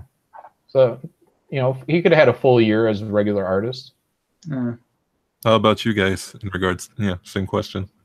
Oh, dude, just the early 80s. The Jim Shooter era. John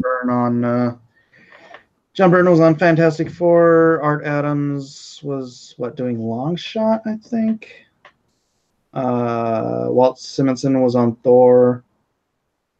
George Perez was on Titans. Frank Miller was doing Dark Knight 2. I'm just trying to remember this era because there was a very small window. It was just a few years before I had to stop reading comics because of my dad. But yeah, it was like such a great time for comics. I mean, comics you can go back and read over and over again today. Yeah. Unlike all the free comics I got from Image when I was working at Image on the comp list. Like all these comics, I don't ever want to read again. Yeah, but they look so great. Yeah, they did. But that was it. And they just had the best artists all over the place there.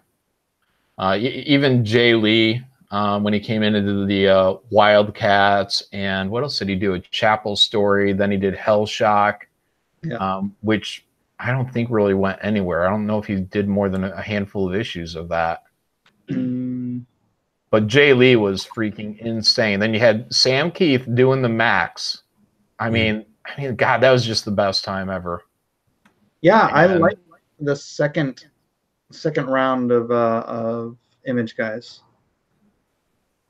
What's that? I like the second round of Image guys. Oh, well, yeah. I mean, everything for me, my era was, I mean, basically it was that 1990 to 93, 94 era. When I started collecting, the first people I was gravitating to was already, I think, Rob and Todd and Jim Lee.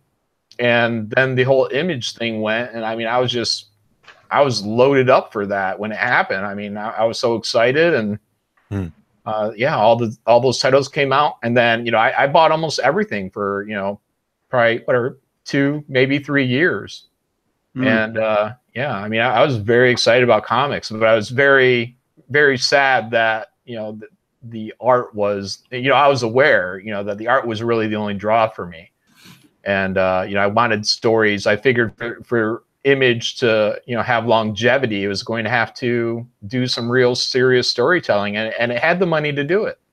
Yeah, which is sad.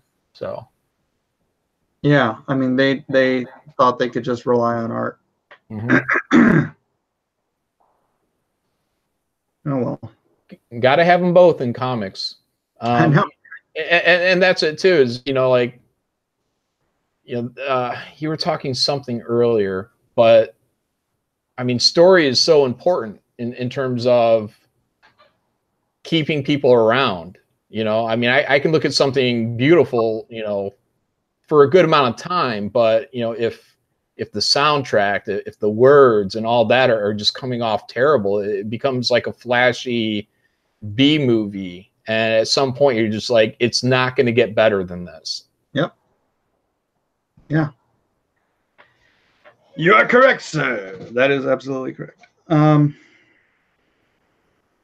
Yeah, that's why Nasser irritates me so much.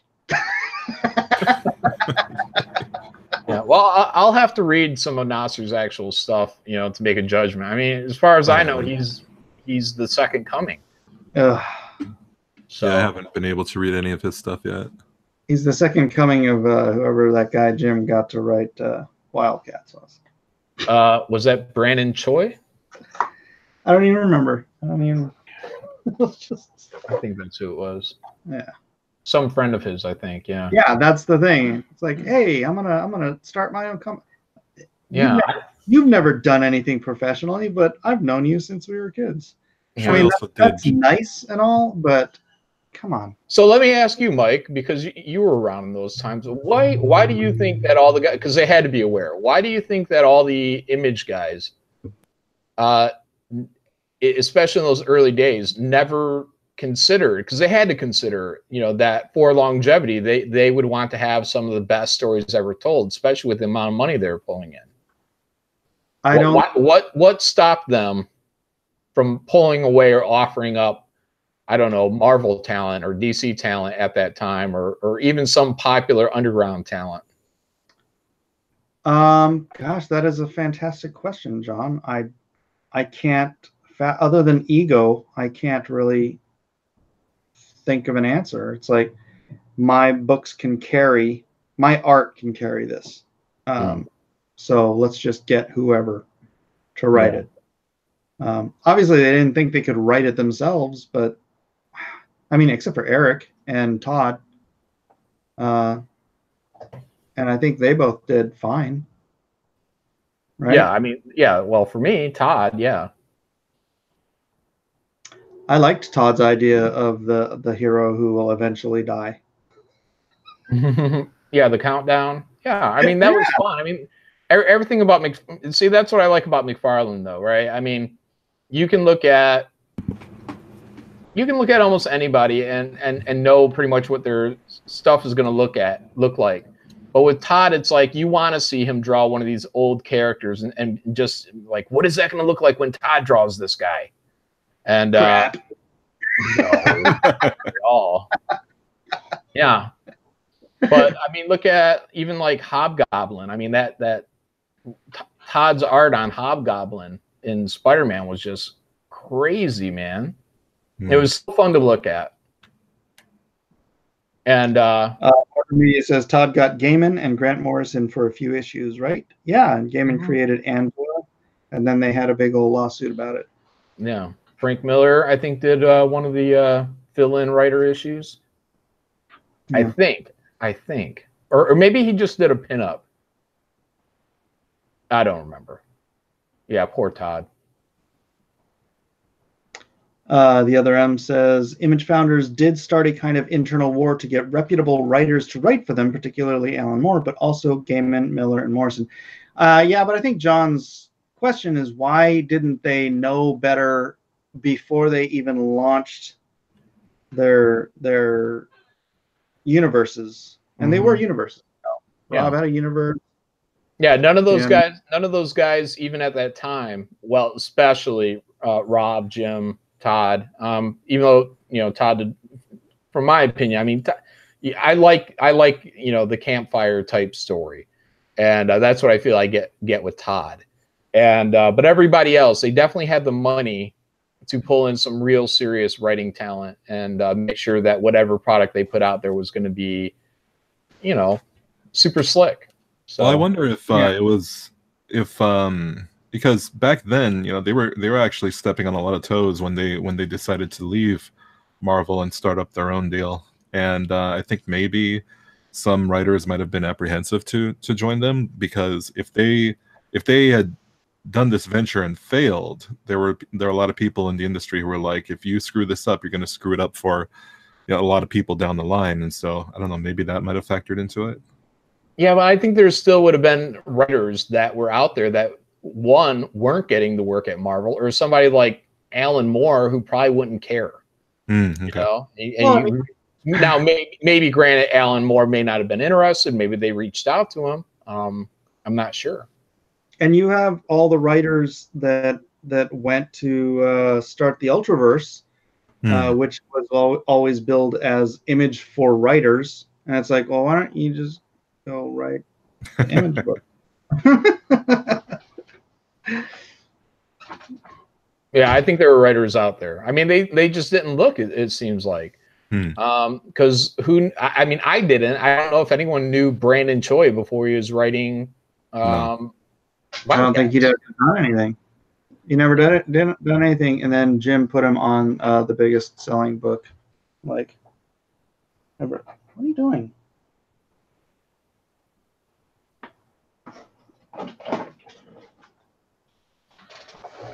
Rob hired Alan Moore to write a ton of Supreme. Yeah, he did. Yeah, he did. But again, we're not talking about they figured it out eventually. We're talking about right. Yeah, everyone knows Alan Moore eventually came along, and you know, but yeah, I mean, the whole thing could have been a much stronger, because I do believe Todd made his first $1 million working at Marvel. So I do believe that, you know, Rob probably as well, and Jim Lee probably as well. They had the money. Yeah, I remember hearing that, and I don't know if it's true, that part of the thing that pissed off the talent, Jim in particular, was that Marvel had held a royalty check. It was like a $500,000 royalty check or something like that for like 6 months. And that's a lot of interest, I guess. I don't know why it would be different 30 years ago with artists that are more talented. What are you talking about? Artists disrespect writers quite often, and artists say they don't need writers constantly. That's true. That could have been, yeah. I don't need a writer.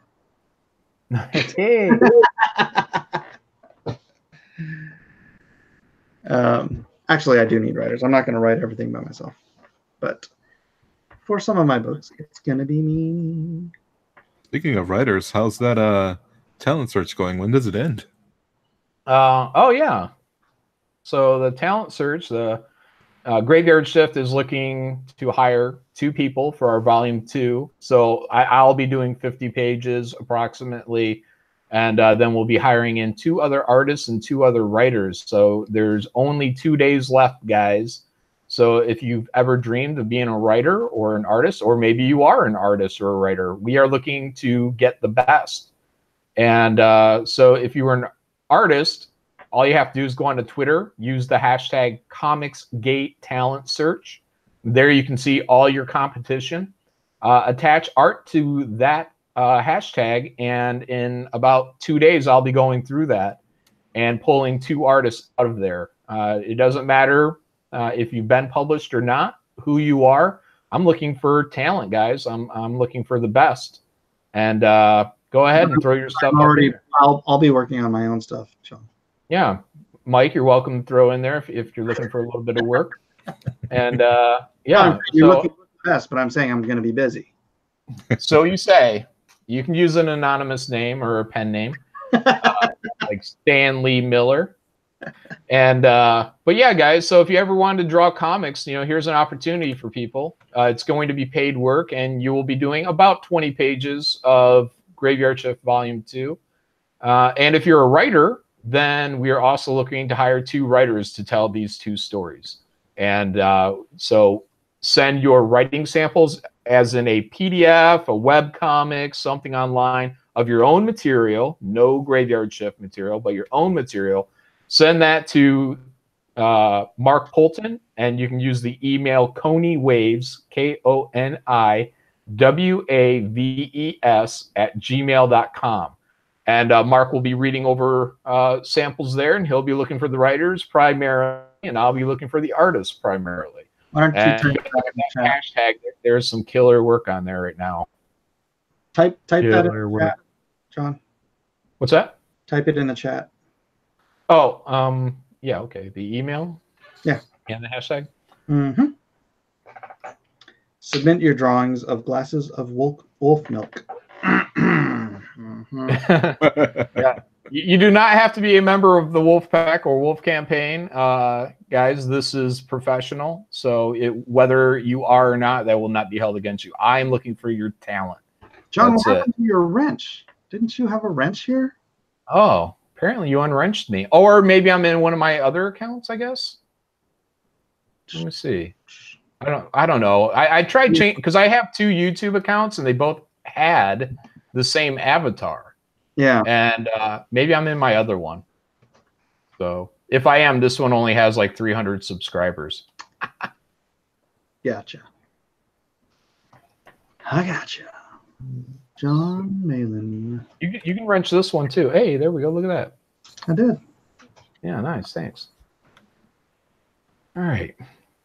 Yeah. So, anyways, yeah, there's been some samples on the art side that are in there, and I'm very impressed. So, if you guys think you can compete, and if you think the system's holding you back, and you got what it takes, come on, get in there. You got 2 days. 11:59 p.m. Eastern time. It ends on December 15th. Get in there. Mm-hmm. The whole thing. No late arrivals. Do not count afterwards. I don't care who you are. Pacific time. What about Pacific time, John? Can't we do it 11:59 Pacific time? Nope. Attention to detail, people. Attention to detail. Sequential art too. Sequentials.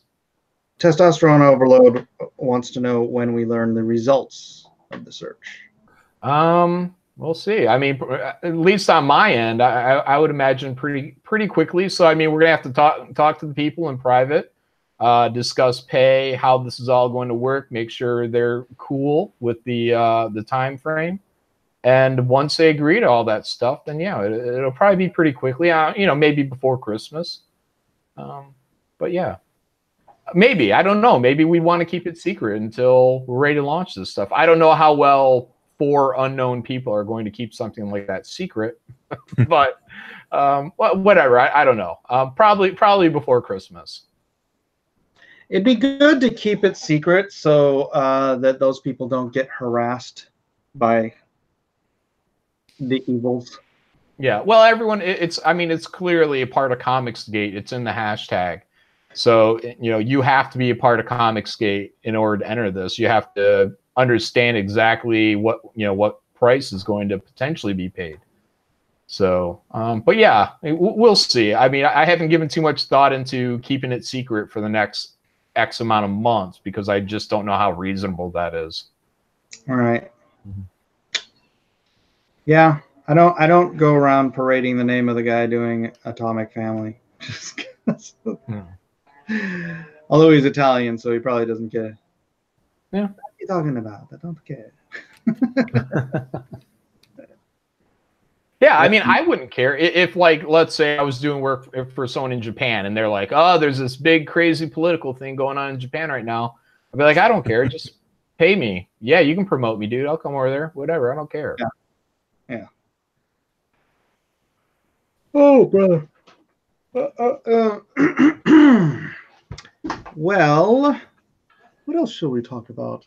We could keep talking about the Meg. Did you guys see Captain Frugal's Meg review? Mm-mm. Oh, I could play that, but everyone should just go to his page, not mine. Let's see. How did he review it? PDF? Yeah, I sent it to him. Oh, was he one of the special chosen ones? Unlike myself. Yeah. Oh. Let's see. There's a little bit of hurt in that sigh right there. No. No, I was already saying I really would rather just read it. Saying, hey, that drawing's turned out great, Kyung. Today I'm going to review a book called Meg. This is from the pages of the New York Times best-selling book, recently adapted into a worldwide blockbuster movie. Yes, a worldwide blockbuster movie. And it's going to be released on August 10th of 2018. It's directed by John, and the main character of the book. It's just an interesting take. It's decent watch and things. I didn't dislike it, but it just never was one of those to rush to it. He's talking about Jaws. It received a review copy of this book so that I could review it. So I always like to be upfront about that. But even though I'm letting you know that, as always, I'm going to give you my full, honest opinion of this book. The book's protagonist is James Taylor. Jonas Taylor, but hey, nobody's perfect. If you will. But something bad happened in his past, and that's going to be explored in this book. And that's one of the things I really like about this book. All the characters in this book seem to have depth to them. They have realism to them, so it's well grounded. It really adds a lot to the story. It makes you care about the character, or at least care enough to know what's going to happen to them and why they are the way they are. The dialogue in this book, the back and forth between the characters, is really well done. If you see friends, they get along interestingly well. You could get the little subtle humors and the jabs they take at each other, as well as we have building of characters with other characters and their relationships. Also, the characters have flaws. They're human. They're not just perfect. And that's what makes this book interesting. So you get to explore, as well as the protagonist in this book, and have things revealed to you at the same time. So it's a great story. It's a good read. Also, the artwork in this book is phenomenal. I really like the artwork. If you know Mark Miller, so the artwork in this book is phenomenal. I really like the artwork. If you know Mark Miller, it's always good. And there's no disappointment here with that artwork. Now, don't worry, action and suspense fans. There's just the right amount of action as well as suspense in this book as well. You won't get a group just sitting there and talking all the way through this book. You have just the right amount of action and suspense to keep the chapters moving. When you're done reading one chapter, you're going to want to dig right into the next to see what happens next, how it's going to go, what the flow will be. Also, when the book is over, it has a very well done ending. It's definitely a conclusion, but it leaves enough pieces of meat in the water to give us possibility for a sequel as well. You can get this book right now on Indiegogo if you're interested, as well as there's offerings for another book as well called SIXGUN Samurai Deal with the Devil. This book is quite well priced. There's lots of different options on the Indiegogo where you can check out additional art. Look, he's pitching it for me. It's nice. Which tier you might like best. Once again, you know I give you my honest opinion on books. I don't shill unless I believe it's something we're shilling for. And I will say, I didn't know what to expect on this book at first. I'm not a huge shark fan. But when I was reading it, the characterization is what sold me.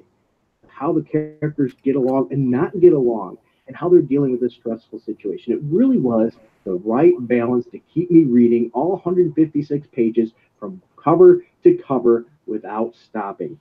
And I think you might enjoy this book too. So if you don't mind, check it out. All right. He just wasn't raised from birth to be a Megalodon fan. I guess not. Jeez, this guy. Testosterone asked me if I am a writer or a penciler, and I say I am all of the above and an inker and a colorist if I need to be. Yeah. Yeah, Mike is pretty much. I don't know if Mike, you got any coloring samples? Yeah, hold on. Please let them be good, because I don't want to have to say they're not. Okay. Because I was just about to say, I was like, yeah, Mike really is kind of like, you know, an all-around talent. And, you know, but if your coloring sucks, Mike, it'll be the end. All right. I'll go to the images here, and then let me share screen.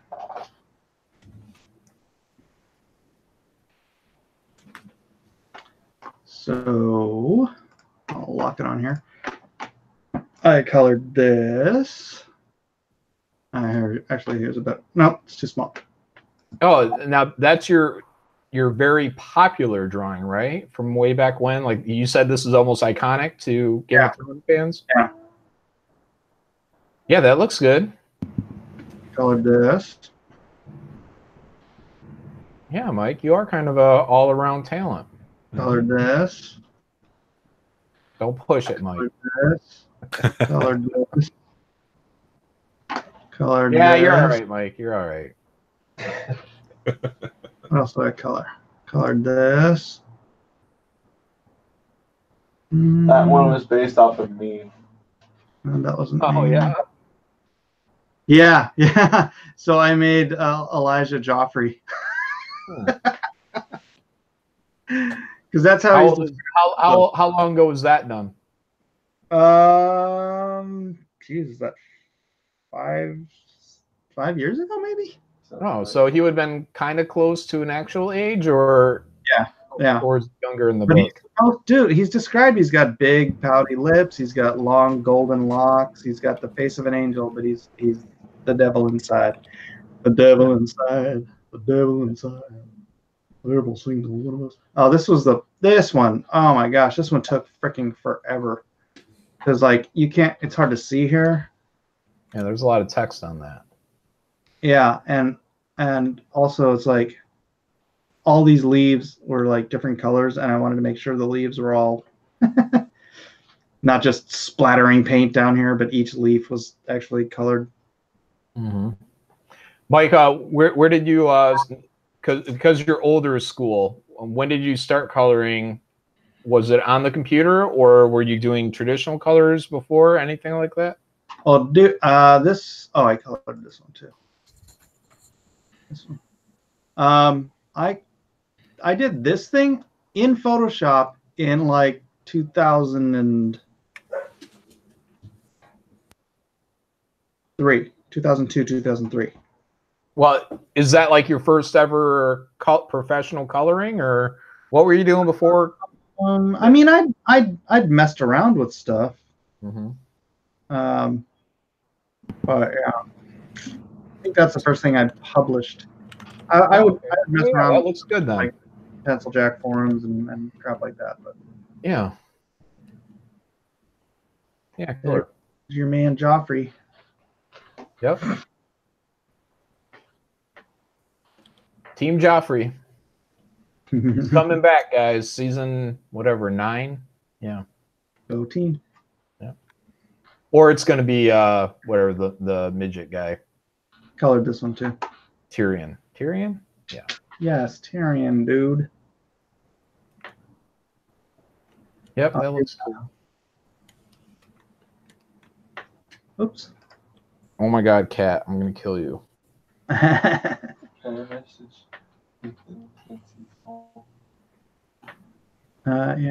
sure. Go ahead. What else? What's that chick got on her head?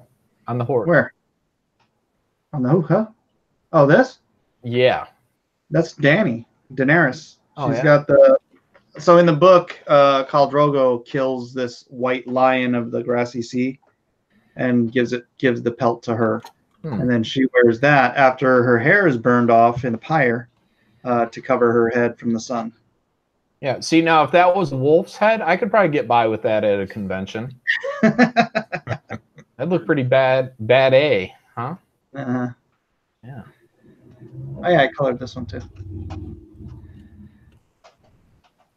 Fun. Yeah, that's cool. Stuff. I think I colored that one. Pretty sure. After a while, I just got another color. Oh, yeah, I did this one too. I got another colorist because it's just so time consuming, and they were only paying me $100 a pay to color. Yeah. I'm like, dude, really? Yeah. Yeah, I've colored a couple of things that I printed early on, but yeah, that was pretty much the same thing. It's just like, yeah, it's just too much work. Yeah. Mm-hmm. You do not pay me enough for this job.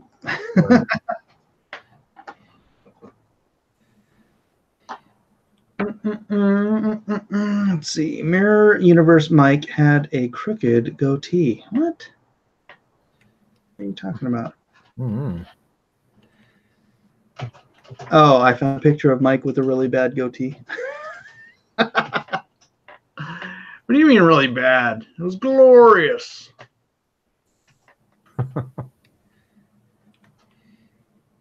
I hope Mike will do my cover. Well, we'll talk about that in the future, I guess.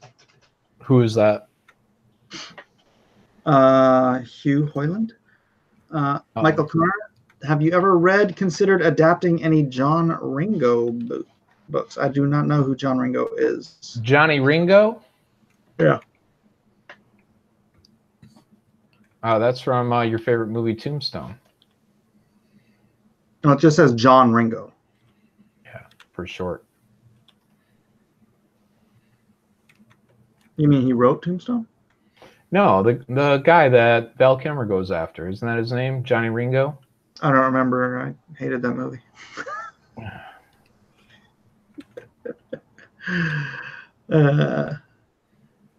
Testosterone Overload was asking Dragon, not me, if he was a writer or a penciler.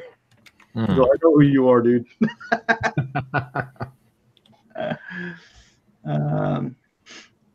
Mortal V says, "Are you going to call Mike the quintessential Renaissance man, John?" I don't know. I mean, well, after I read the Meg, we'll see. Well, actually, did you write SIXGUN from beginning to end? No, I just wrote the last book. I co-wrote the rest. What about Deal with the Devil? Yeah, that's me. Okay, so I'll use that as my gauge for Mike being an all-around talent. Yeah. Renaissance. Yeah. Do you play any instruments, Mike? The kazoo. Yeah. Well, that counts, I guess. No, it doesn't.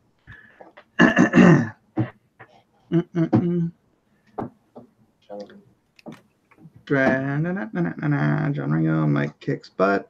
I'm not going to say the other one. What I find funny is that I think I've never had anything liked by both John and Mike, says Dragon. Liked? I suppose on Twitter. We have vastly different tastes. I like quality, and John likes things that explode. Yeah, it's true. Michael Bay. Michael Bay. This will go on for another 20 minutes, folks. I colored this. We love you, Mike. Oh, thank you.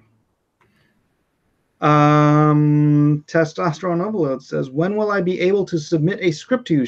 Surely you'll also need a talented young writer to aid you in making more money. Can't let Malin corner the market on Comicsgate talent." At some point. I don't know. I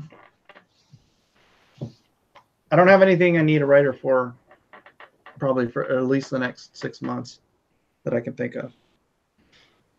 So we'll let John Malin handle the talent search for the time being. Yeah, there might be another one down the road too, guys. But don't count on it. So if you are trying to be a writer, this is the one to enter. I mean, I've already seen people say, "I'll wait for the next one." It's like, there's no guarantee there will be a next one. So hop on this one now. If you got what it takes, show it. Let's do it. I can't make it any easier. Absolutely. Yeah. Hashtag Mail and Militia, not Lone Star Squad. Yeah, look. Don't bite the hand that feeds, baby. No, this is unlisted second. So what's everyone's favorite Michael Bay film?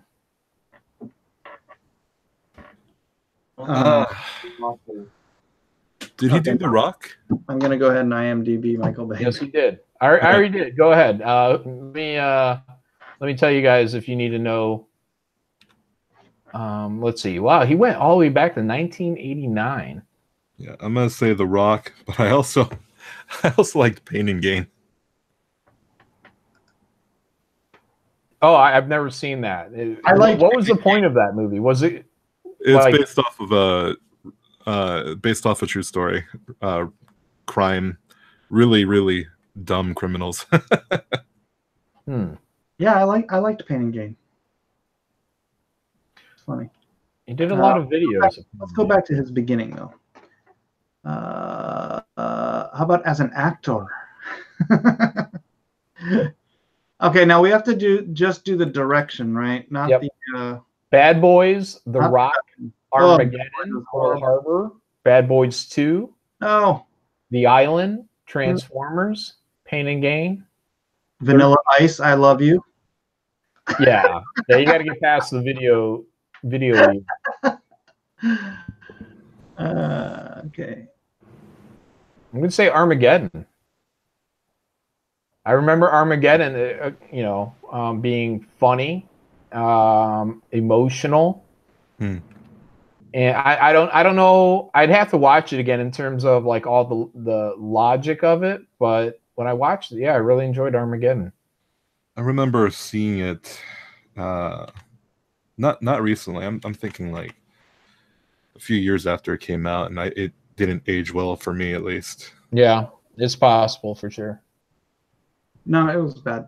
I'm gonna probably go with either The Island or Pain and Gain. Now I'm gonna have to watch Pain and Gain because that was on Netflix forever, and I just didn't have any need to watch two steroid guys do whatever they're doing. Well, it's Mark Wahlberg and The Rock, right? Yeah, dude, it's freaking Mark Wahlberg and The Rock. Well, Mark Wahlberg's not all that. Yes, he is. And The Rock, I don't just run out to see any movie with The Rock, though. I did watch Jumanji. And I did watch that flood movie. What was it? Noah? It had the chick from Always Sunny. I think she was in Always Sunny. He drives up a tsunami in a boat. Oh, it wasn't the flood. It was like The Perfect Storm. No. Oh, the Mark Wahlberg San Andreas? Movie? Yeah, is that what it's called? Yeah, San Andreas. Yeah. Yep. San Andreas. That's the one with The Rock. That's The Rock. Yeah, that's what I'm talking about. He drives up a wave in a boat. A tsunami wave. Like a mega wave. For some reason, I don't remember that part. It was The Rock. It was the most ridiculous part. It was The Rock, great. Marky Mark are like both awesome. I'm not into Marky Mark, man. Dude, I grew up with Marky Mark and the Funky Bunch, and I don't know. I don't think I can tell you one movie that I was like, I don't know. What's a good Mark Wahlberg movie? I haven't seen the Dirk Diggler one. Good Mark Wahlberg movie. What are you talking about? Yeah, what's a good one? Four Brothers. That was my favorite Mark Wahlberg movie. What was it called? Four Brothers. Yeah, that was a good one. Oh, my brother. Dude, why are you hating, man? All right, I'm gonna click on Mark Wahlberg. Let's see what the best Mark Wahlberg movies are. Yeah, Sarah Whiskey asked an important question, saying, "Are there enough explosions in Pain and Gain to hold my attention?" I think so. Yeah. Okay. It's Michael Bay. Yeah. Michael Bay is apparently dangerous to work with. I think he's almost had, I think he's had like several near-death accidents on his sets because he's like he's a taskmaster. People up all the time. Yeah. Rushes everybody through their everything, performances, setups. He was in Lone Survivor. That was great.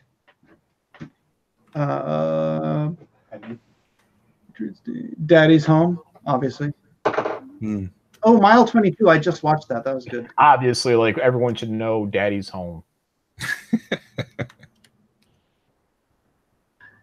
Daddy's Home. I like Donnie Wahlberg actually in what is that? Blue Bloods. Him and Magnum PI. Mm-hmm. Yeah, that's actually a pretty good show. I can't stand the younger brother cop guy though. I want him to die. He might have died. I haven't caught up on any of the recent stuff. Oh, come on, man. How about Ted? Did you like Mark Wahlberg and Ted? Never seen it. It's a guy with a teddy bear. I mean, yeah, I'm not running out for these movies. My favorite part of Ted was the Liam Neeson cameo. I don't even remember that. Two Guns. That was good. Hey, can you not? They're gonna get you or your channel. Yeah, seriously. Go away. They'll strike my entire channel.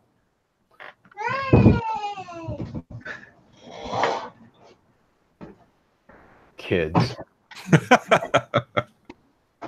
All right, who are we talking about? Mark Wahlberg. All right, I'm running him through IMDb. I'm gonna find one movie of his that I can say, yeah, that was a good movie, and I probably haven't seen any of these. So, all right, actor. All right. Yeah. Nope. Never heard of it. John. Nope. Nope. Don't know what you're talking about. Mm-hmm.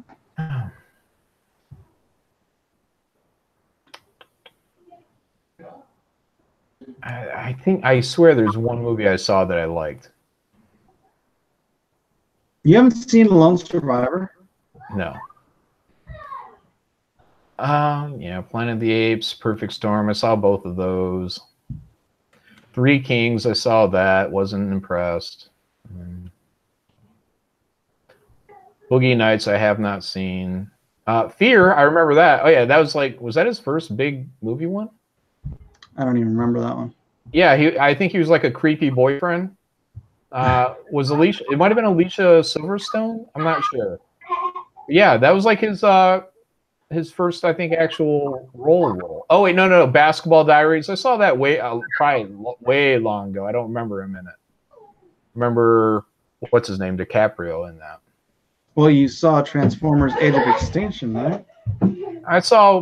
I think I saw one of the ones with him in there, but I'm not really impressed. He could have been in it. He could have been someone else. It wouldn't have mattered. I'm not saying he's the world's greatest actor. No, you're pretty impressed with him. I'm just saying. Dare I say? I love him. I love Mark Wahlberg as a human being and as a character. Yeah. What's his great character performance though? Where he's not playing Mark Wahlberg. He always plays Mark Wahlberg. That's why I like him. Yeah.